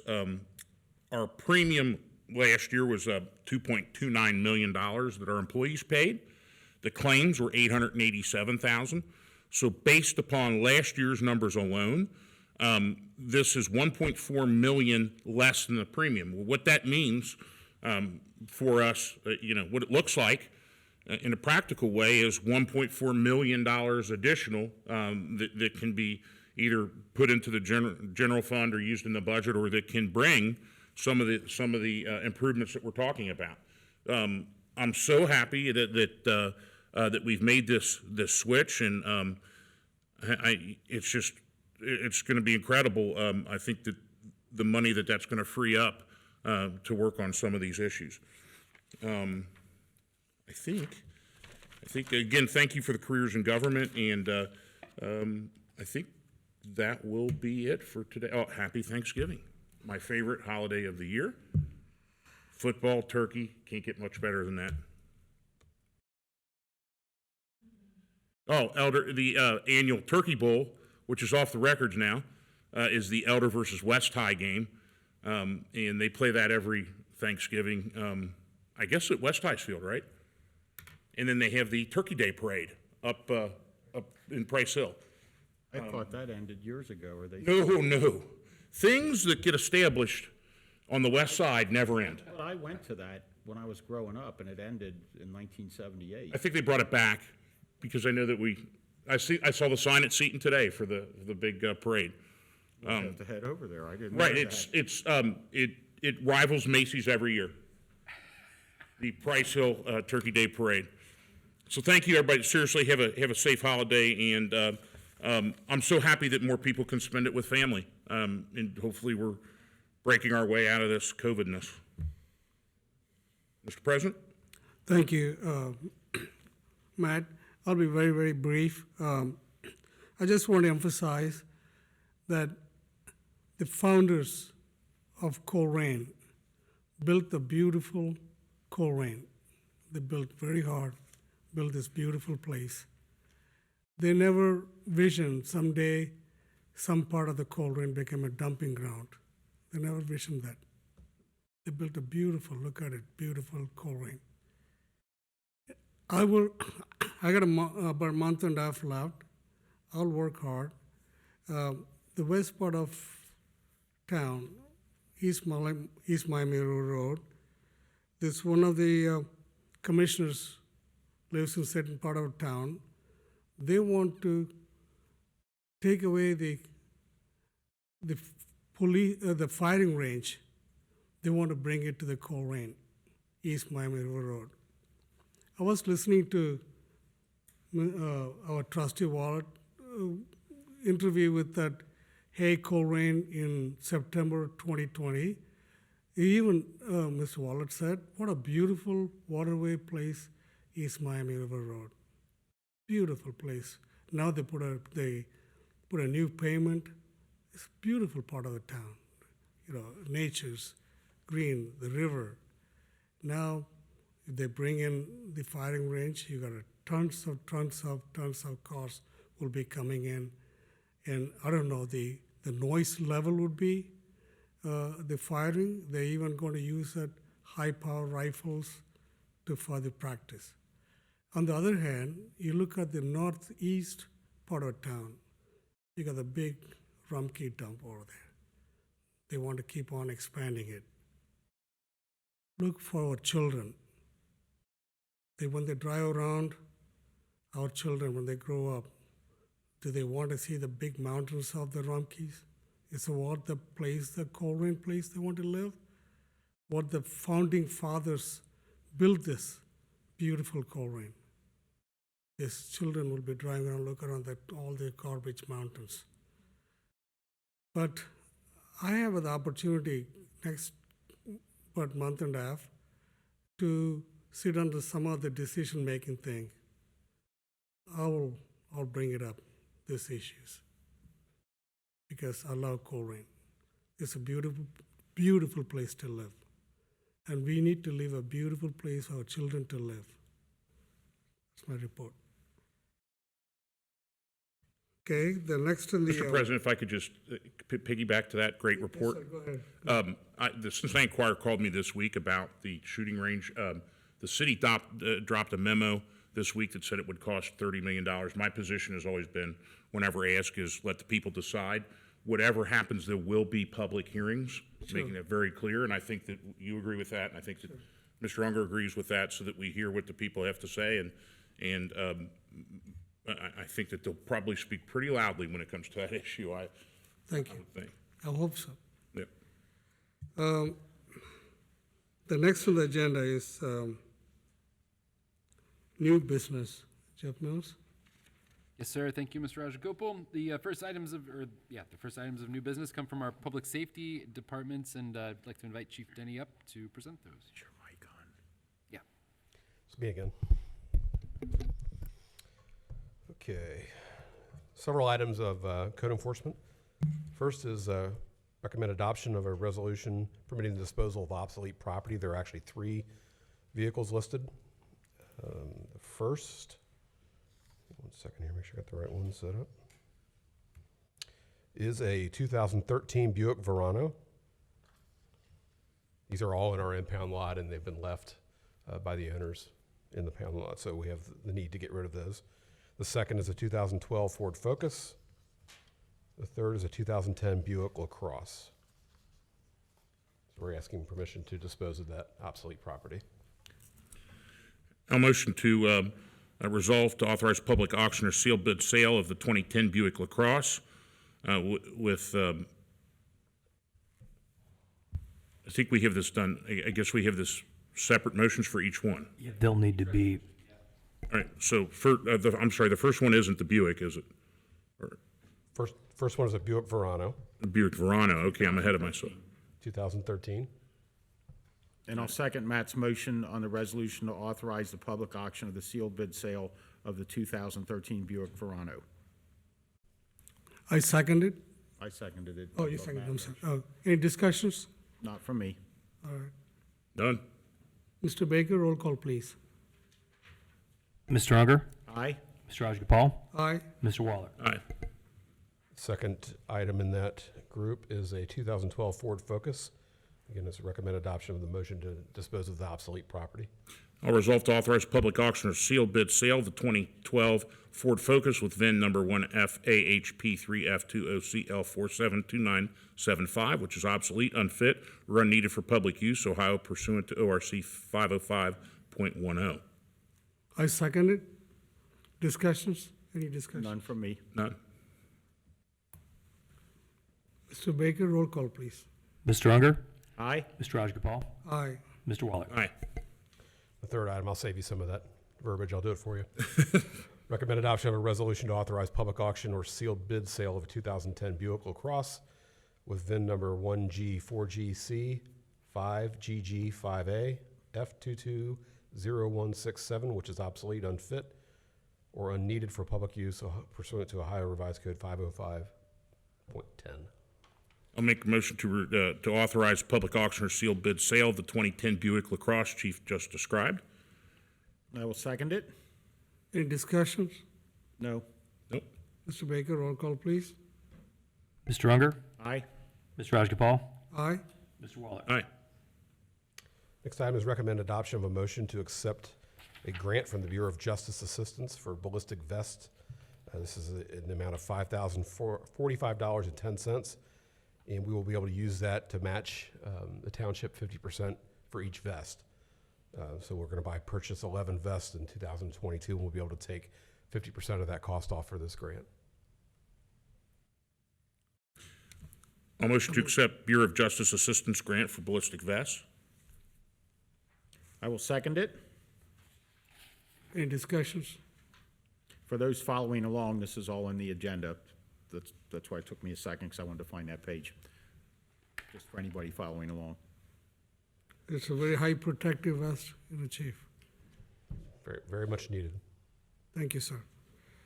All right, Mr. Baker, roll call, please. Mr. Unger, Aye. Mr. Rajagopal, Aye. Mr. Waller. Aye. This item is recommend adoption of a motion allowing for the removal of uncontrolled vegetation and/or refuse at the following properties: 9247 Coogan, 3261 Deschler, 9711 Dunraven, 2511 Mariposa, 9871 Marino, 3436 Niagara, 2479 Ontario, 10213 Pottinger, 5971 Sheets, 3165 Windsong. I motion that we approve the resolution declaring nuisance and ordering abatement at the properties Chief Denny just listed. Second. Any discussions? None. Keep it up. Yes. Mr. Baker, roll call, please. Mr. Unger, Aye. Mr. Rajagopal, Aye. Mr. Waller. Aye. This item recommend adoption of a motion to declare and order abatement of the junk motor vehicles at the following property. There's actually two vehicles at this property at 5971 Sheets Road versus a silver Volkswagen Beetle, 2001, and a tan Toyota Camry, 1997. I'll motion to declare junk motor vehicle at 5971 Sheets Road, Cincinnati, Ohio 45252, the silver Volkswagen Beetle 2001, the tan Toyota Camry 1997. I will second it. Any discussions? None. Nope. Mr. Baker, roll call, please. Mr. Unger, Aye. Mr. Rajagopal, Aye. Mr. Waller. Aye.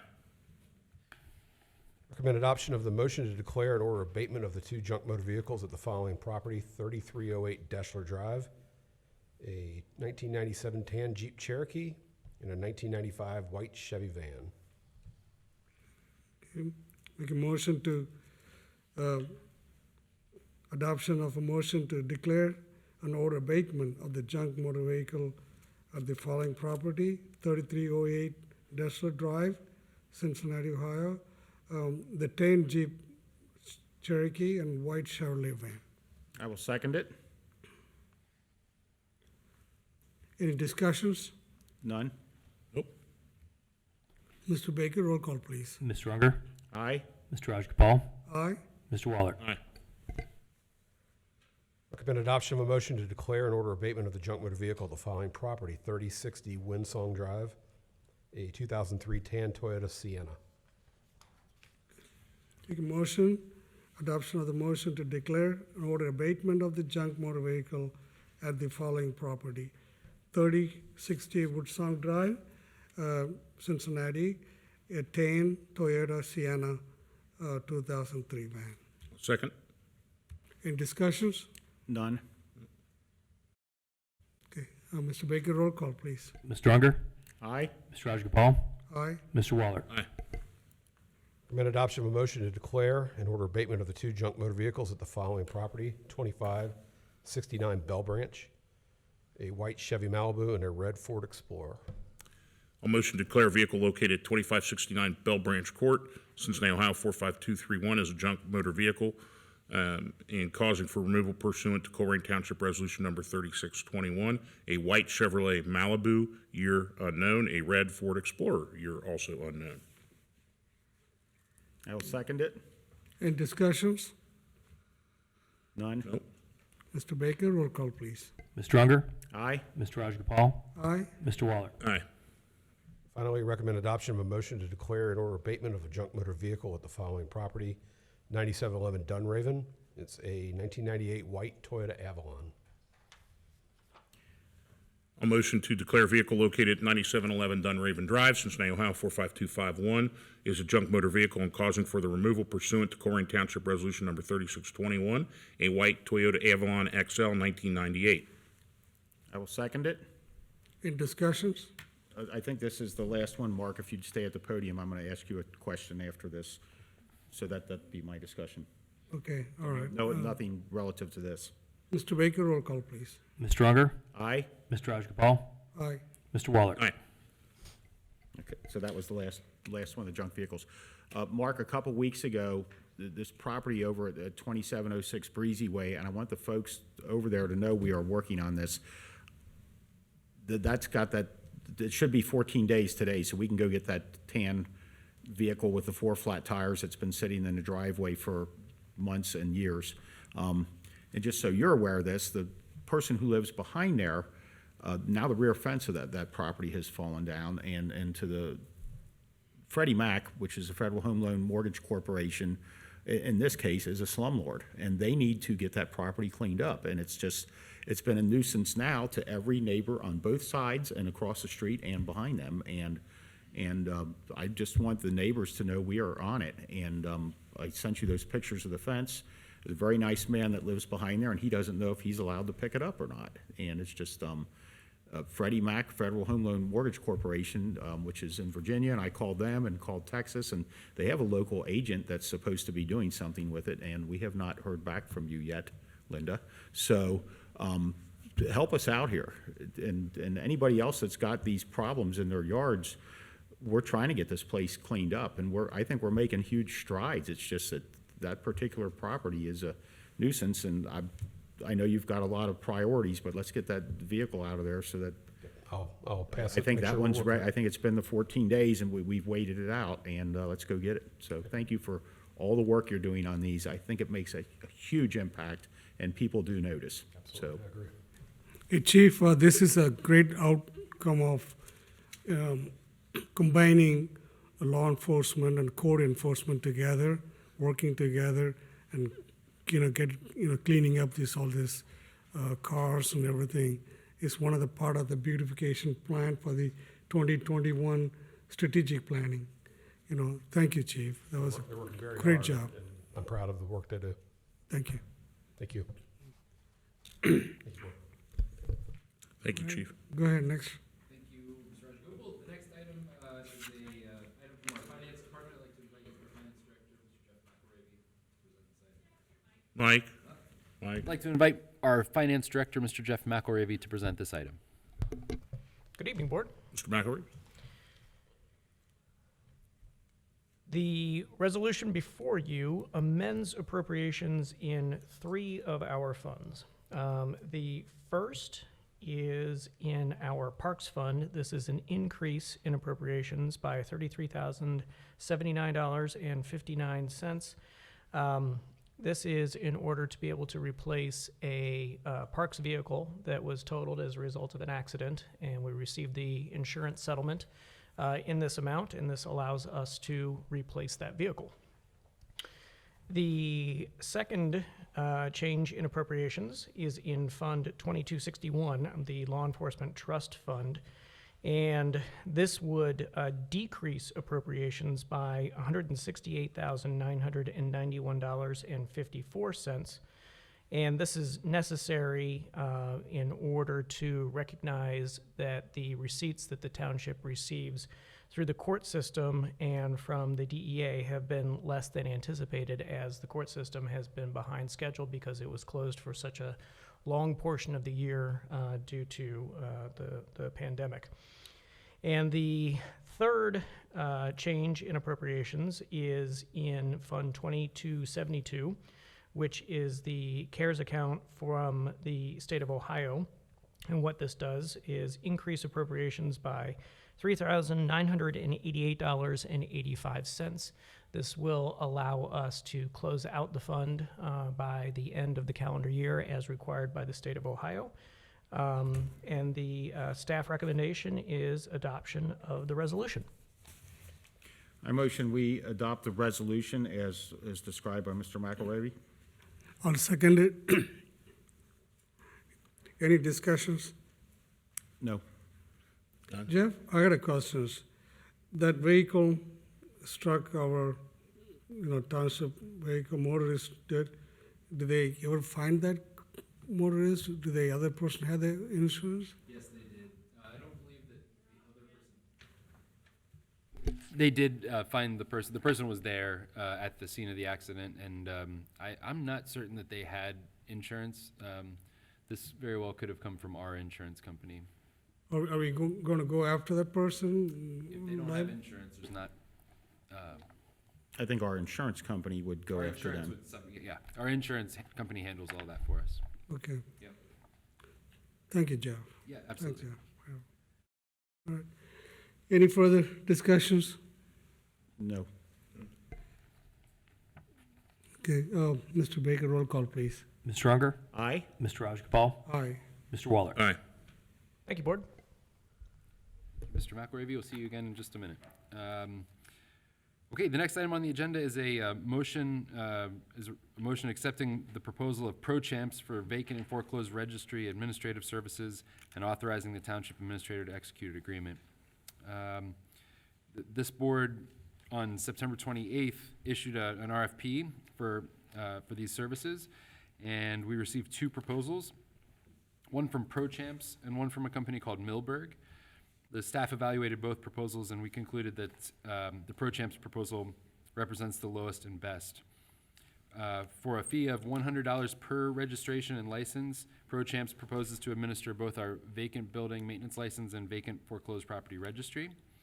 As you know, the minimum charge for VBML, the vacant building maintenance license, is $900 for the license, so they would take $100 and pass $800 back to the township.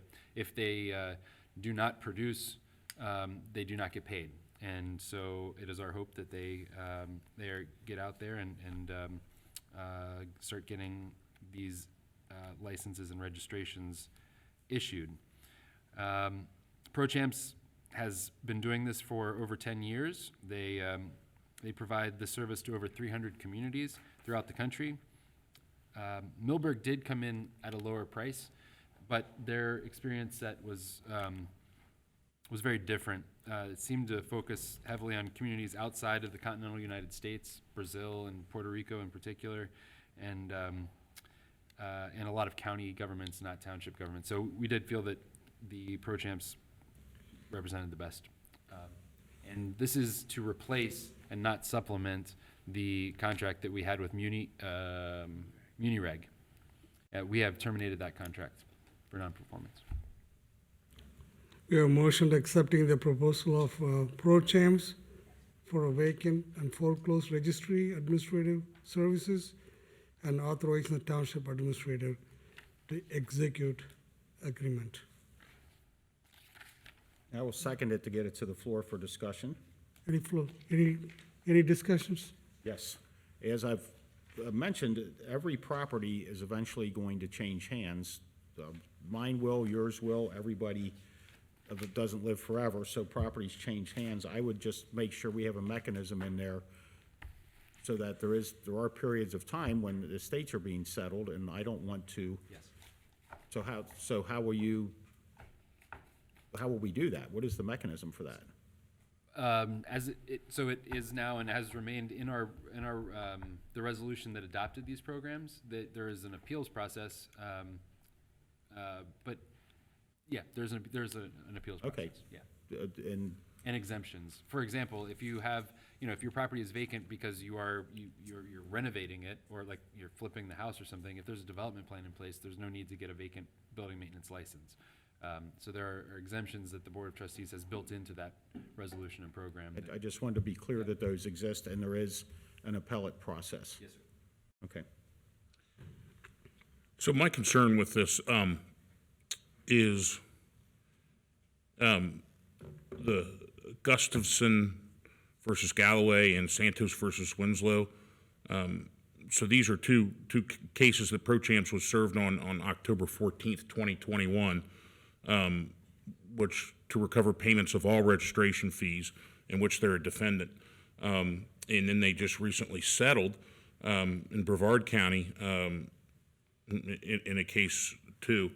I'm concerned about the two that they were just served on for recovery of all these fees, which they disclosed in their bid.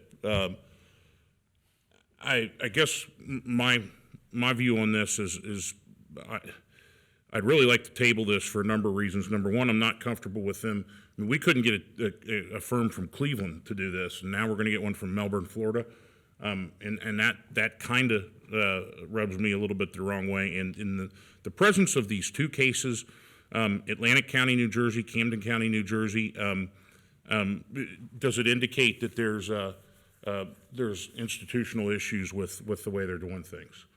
We can certainly do some research on that, additional research on that, but they would be enforcing our law, and so each community has different laws. They have a model, ordinance that we can look at, but and when I would just suggest that they provide the service in 300 communities for 10 years. That's a lot of.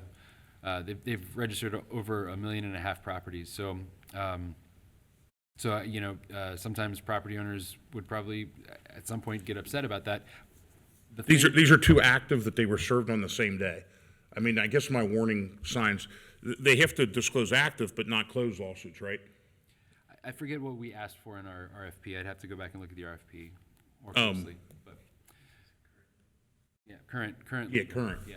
Yeah, so there very well could be. I mean, is this I guess it's enough of a warning bell that I'd like to. That they're served in two separate counties on the same day, and they're requesting extension. And in both of them, they're filing a motion. One to the entire complaint, but another to just dismiss specific counts in the complaint. So that indicates to me that they think that they might have done something wrong. If they're no, okay. I mean, is this a warning? Is this a warning bell to you that they got sued twice in the same day they got served on issues? It's almost as if these two counties, Atlantic County and Camden County, they certainly talked to each other before they did it. Or two attorneys. I mean, right. The same attorney. It doesn't. Class actions. I mean, Mike. I think one of the things that I would point out is that we've been sued a number of times too, and, sure. and I think that the fact that a suit is brought doesn't necessarily mean that there are bad things going on. I'd also just suggest that to the board, if we don't do something like this, it doesn't have to be Pro Champs, but there are limited numbers of companies out there. We tried to find the ones with the most experience and demonstrated success. And if we don't go with a company that administers these like this, I think there's two alternatives. One is we go back to doing it in-house, which we tried and we had mediocre success, I would say, just because of the time that it takes to do it and the cost. The alternative would be, you know, we could not have vacant building maintenance licenses. And so I guess there's three options on the table. One is, you know, Pro Champs or a company like it. One is not doing it, and one is doing it in-house. So, and I'm not trying to submarine it. They list a number of people they've done business with, none of whom I can really, you know, Duval County, Florida. I just happened to have attended college down there, and I called down there, and I couldn't get any information. But I know a number of people in the county administration down there. But I guess I would feel better with a little bit more. I mean, how long is a contract? I couldn't find that either. It's I think there's a mutual. Hang on, I figured out.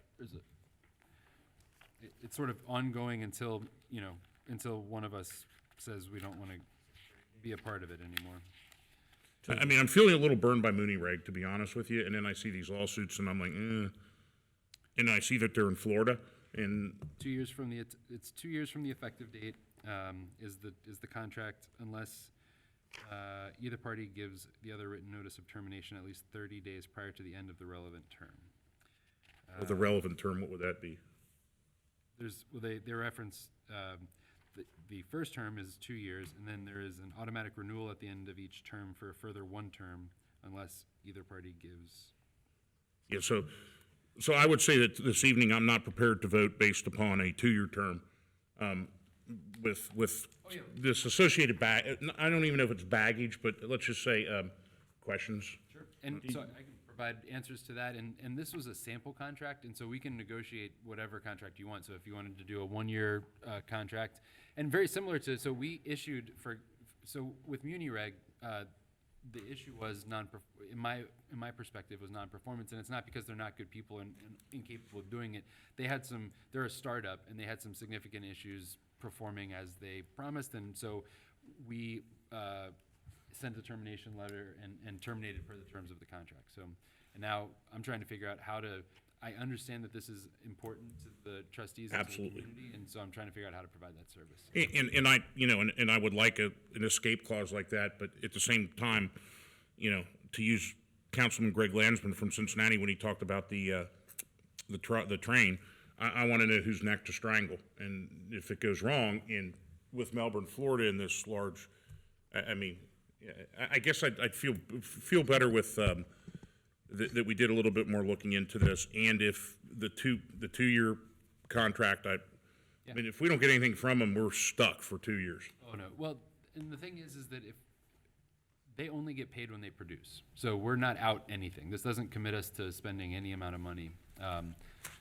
And typically there's a termination clause, just like we executed with MuniReg if they weren't performing, and so we terminated that contract. So is the termination, to be clear, are we stuck not stuck, but are we with them for 2 years?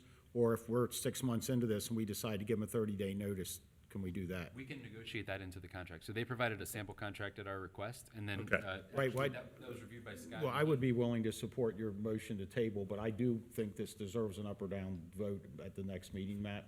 Sure, and I think that there needs to be some changes to the way that Mr. Mills read the contract. It was 2 years, and I guess it flips over unless there's a 30-day notice.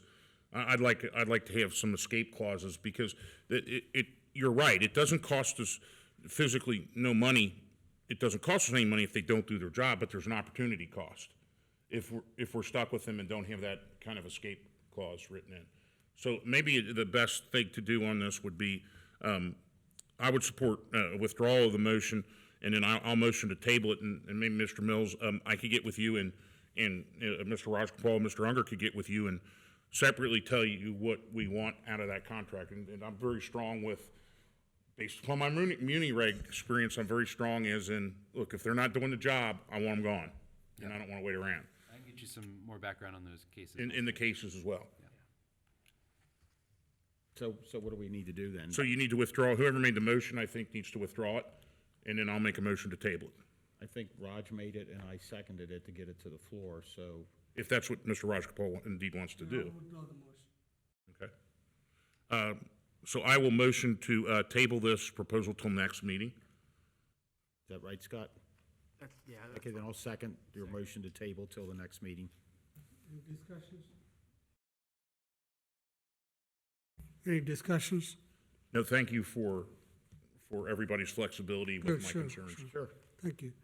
No discussion from me. Mr. Baker, roll call, please. Mr. Unger? Aye? Mr. Rajagopal? Aye. Mr. Waller? Aye. Thank you, Board. The next item on the agenda is a motion to set a special organizational trustee meeting for Tuesday, January 4th, 2022 at 7 p.m. here at 4200 Springdale Road. This is the organizational meeting for that occurs every 2 years. I'll motion to set a special organizational trustees meeting for Tuesday, January 4th, 2022 at 7 p.m. I will second it. Any discussions? Yeah, I think you have to have your organizational meeting within 10 days, so that meets the 10-day standard. So, It's the first Tuesday. okay. Mr. Baker, roll call, please. Mr. Unger? Aye? Mr. Rajagopal? Aye. Mr. Waller? Aye. Thank you, Board. And maybe I'll just go ahead and take this, Mr. McElravy, the Ford Ranger. Okay, so Mr. McElravy discussed the accident that occurred, and the Board has now appropriated the funds. So the next item is a motion to purchase a 2022 Ford Ranger in Parks. I'll motion to purchase the 2022 Ford Ranger in Parks. I second it. Any discussions? This is just for those that weren't listening earlier, this is just to replace a wrecked vehicle. Yes. How long will we have to wait to get it? Good question. Good question. I don't know. We shall see. No other discussion from me. Okay, Mr. Baker, roll call, please. Mr. Unger? Aye? Mr. Rajagopal? Aye. Mr. Waller? Aye. Thank you, Board, and I'm going to work on getting. Old business? No, we've got No, you got one?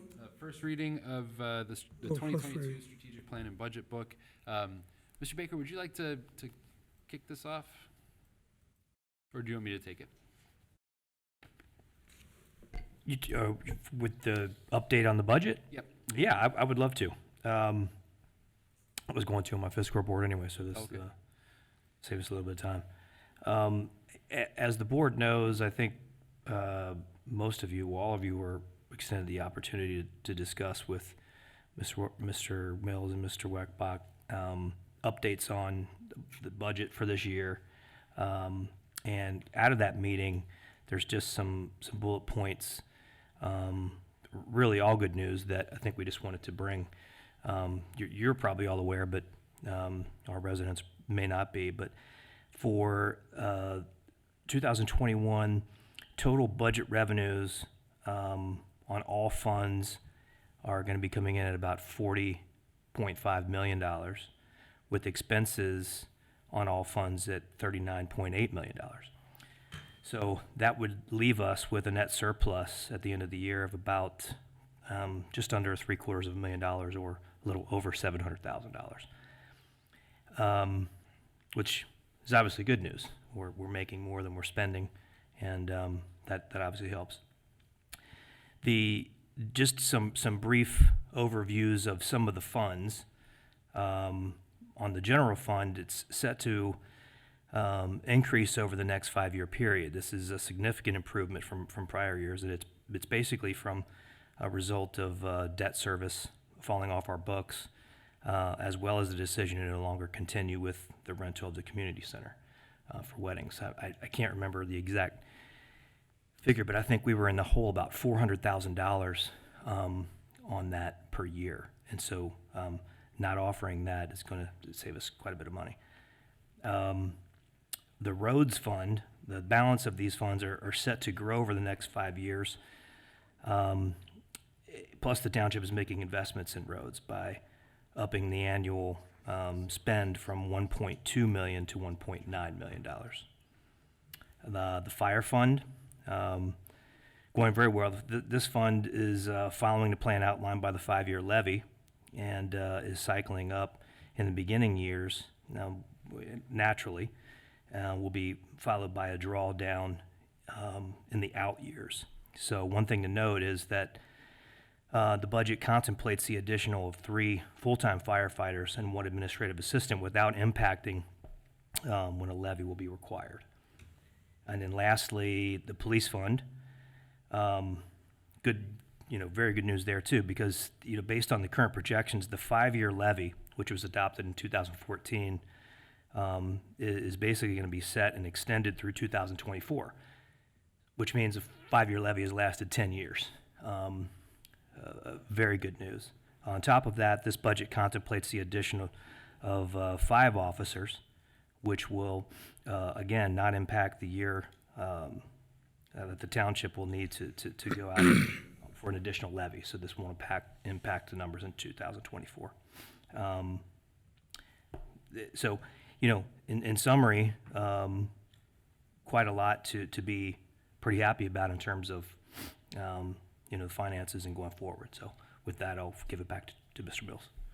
Thank you, Mr. Baker. I think that summarizes things very well. That sort of leaves me to talk a little bit about the strategic plan and budget book. So every year, since I've been sitting up here, we've prepared a strategic plan and budget. And in the past, though, and those are all found, the previous years, those are all found on colerain.org and our transparency portal. If you look here, you can get 2019, 2020, 2021 strategic plan and budget. These documents in the past, though, have been PDFs. They've been documents to read, right? And one of the things that we realize is that not everybody interacts with information in that way, and we really are trying to find ways to get this out into the community. So we have this year endeavored to make this a digital document. So hopefully it's much more accessible. This will be probably go live this Friday for review, and there will be lots of time for everybody to review and provide input throughout the month. But it has all the same information as previous years. The budget messages are video messages that are interactive in that way. We have our organizational chart that, as Mr. Baker mentioned, has a couple of additions, and I want to call some of those out. I'm trying to zoom in here, and it's not zooming as much as I wish it would. We have the addition of an assistant chief in the police department. That position is not anticipated to extend past Chief Denny's retirement. So as Chief Denny mentioned, he would like to retire in September. It's our vision that we go through a promotional process for an assistant chief with the understanding that that assistant chief is going to be the next police chief in Colerain Township. What that allows is for the chief to dedicate his time and attention to one individual that will be his successor, rather than try to coach up a number of folks that may be his successor. I think that will lead to a smoother transition in this extraordinarily important role. So it'll also allow for the domino effect of promotional processes to occur, so that the command staff and leadership groups are established as soon as the new chief will take that role. So we put assistant chief in here with the understanding that that position will go away upon promotion to chief. As Mr. Baker mentioned, this budget contemplates the addition of 5 new police officers. I want to be real clear that if we add 5 new police officers to our and provide that greater level of service that we heard Mr. Gerard talk about earlier, the need for, we will need to go to the residents probably in 2024 for a levy. If we do not add those 5 police officers, we will need to go to the residents in 2024 for a levy. So this does not change the calculus for when a levy is needed. It allows us to provide that greater service that is required and desired by our residents without affecting the year that we go to levy. That is in the police department. There is also a request for 1 clerk. As you heard from Mr. Gerard, 50% of the calls for service are coming into 321 cops. And those are being handled by our clerks. So it's an extraordinary amount of call volume, and we're asking for some support there. In the fire department, Chief Walls has done an analysis of our overtime, of our operations, and our revenue model for EMS, and he has brought forward this proposal whereby we hire 3 new firefighters, 1 in each unit day. What that allows us to do is keep Medic 109, which is up in the Pleasant Run area, in service 24 hours a day, 7 days a week. Sometimes it needs to be browned out at the moment. It allows us to keep that in service. It allows us to keep our overtime lower, and we can talk about the uptick in overtime and how this saves us money. So it reduces cost and increases revenue. I know it sounds odd, but in this instance, we can add 3 firefighters, bring Medic 109 in service 24/7, and it's nearly revenue neutral. It is not 100% revenue neutral, but it is offset by EMS revenue that Medic will be attending to, and a decrease in overtime. And we've actually seen this work in the past. Overtime was getting out of control, and I believe it was 2017, and we hired a number of firefighters, and we saw our overtime fall through the floor because we weren't having to mandate overtime to meet minimum staffing, which is the case right now.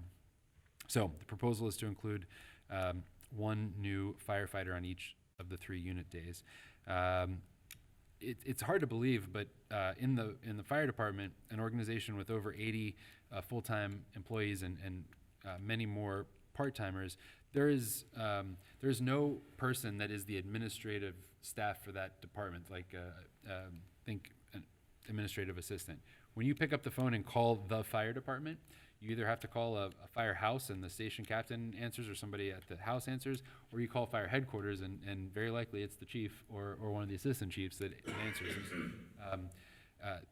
All of the administrative work has to be done by those folks. We have had in the past administrative support. We do not now. I know that it's important to the chief, and for that reason, I have included in our proposal an administrative assistant in that department. Let's see.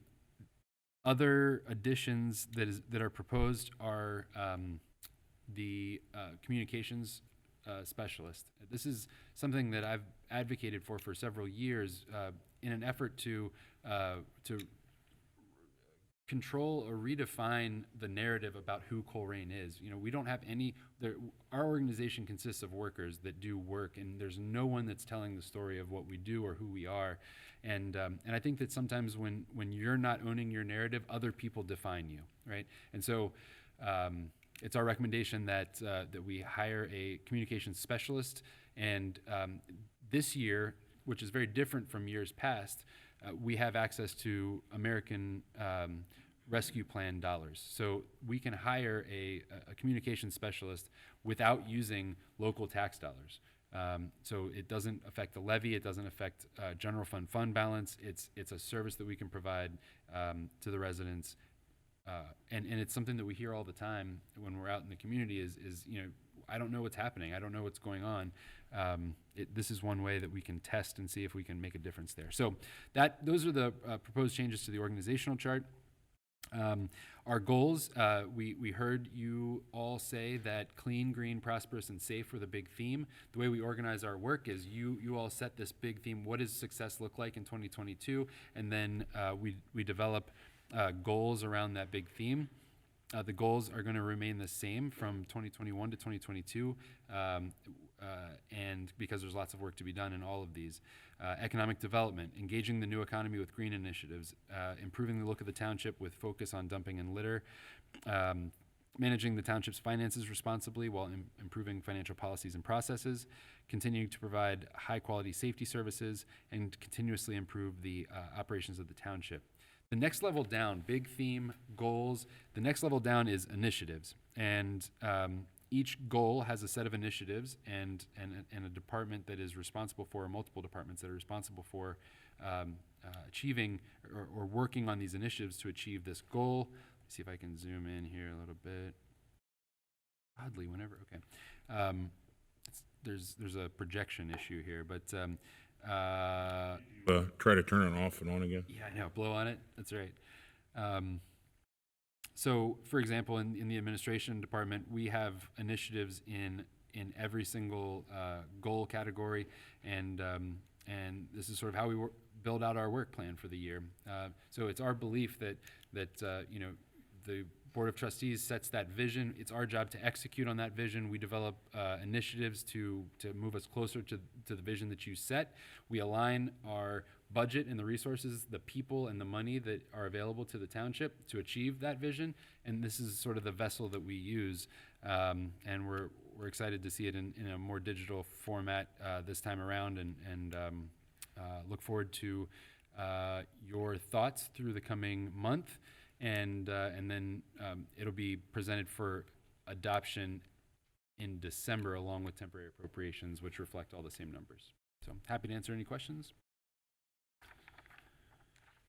Not at this time, and you and I met previous to this meeting and talked about a lot of these items at 5 o'clock this afternoon. Yep. This first reading, no action necessary. Correct. Good. Action will be in December. Thank you. Yep. Yes, sir.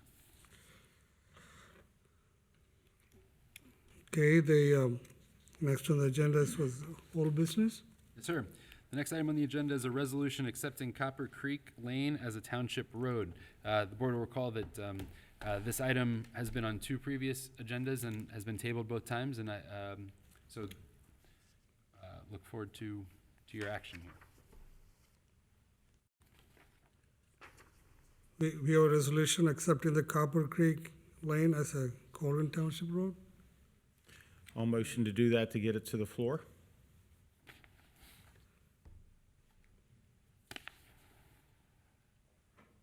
And with no second, it will die for lack of a second, or is somebody gonna second it? I'll second.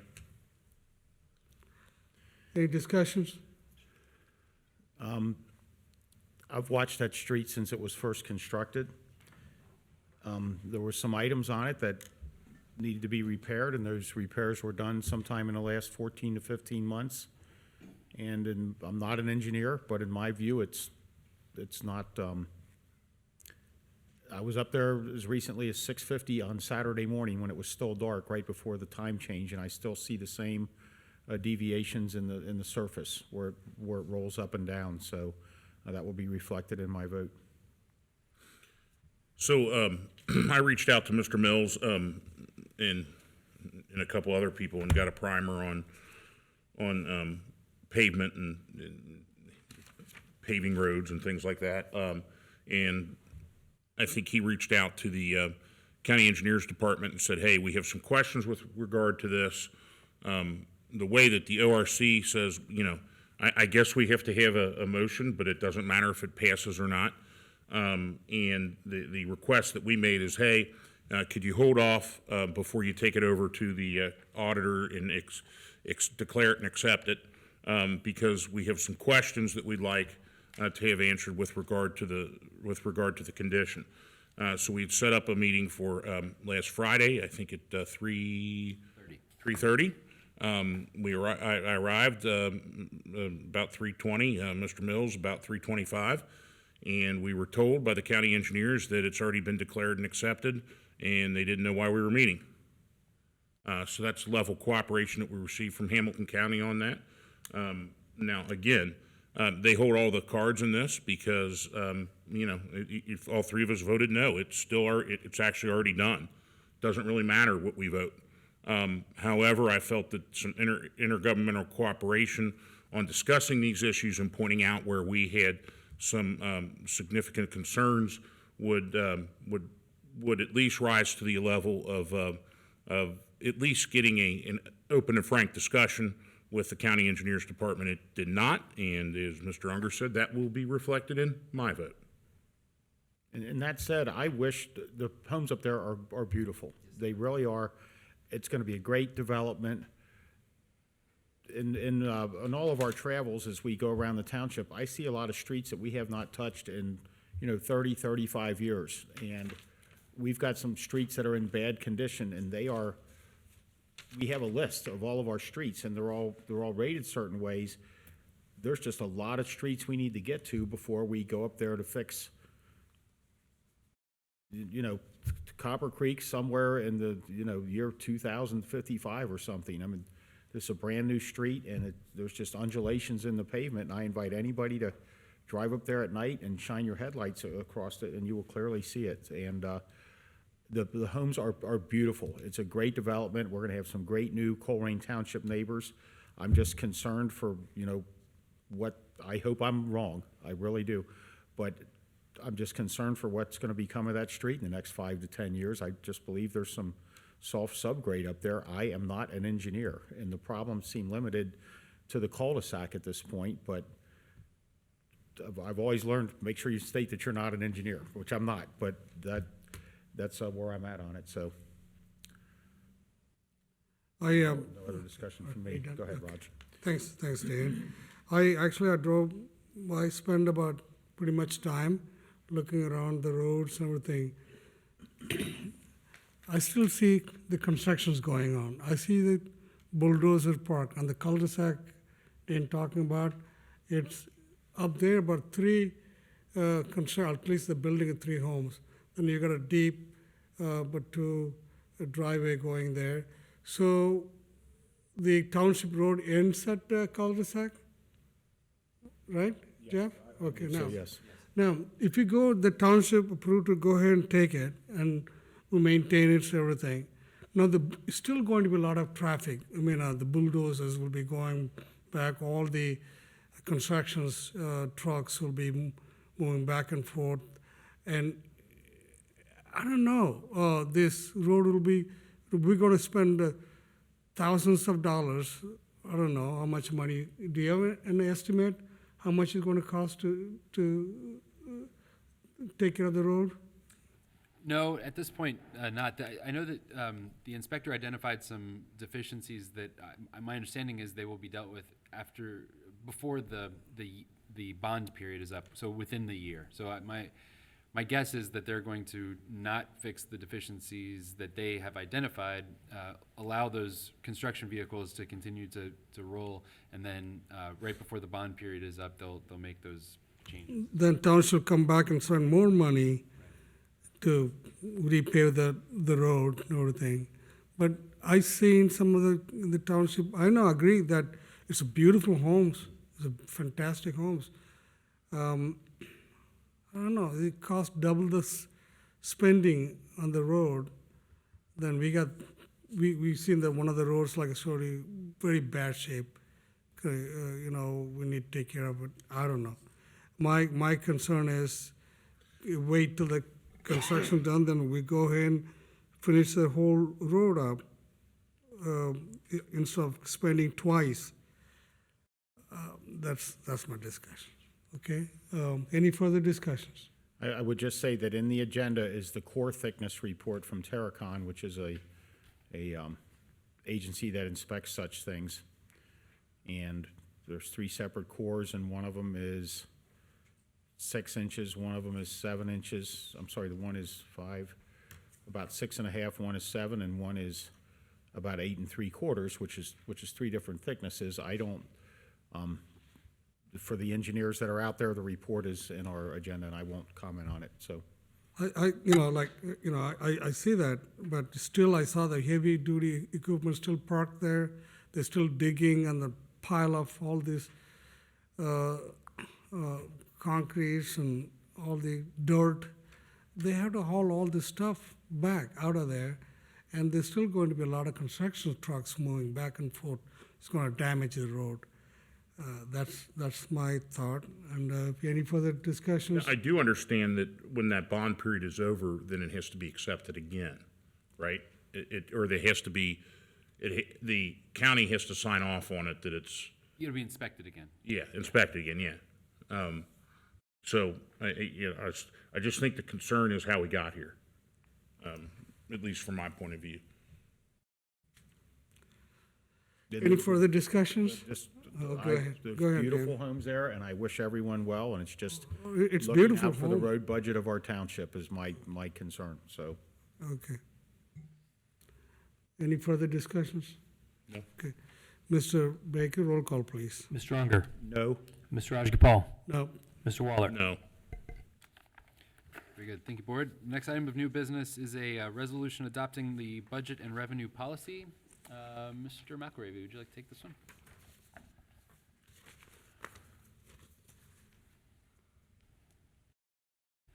I'm back. Board, you may recall at your last meeting in October, you adopted a set of financial policies and asked that we come back to you with some adjustments to the budget and revenue policy. And we have done that.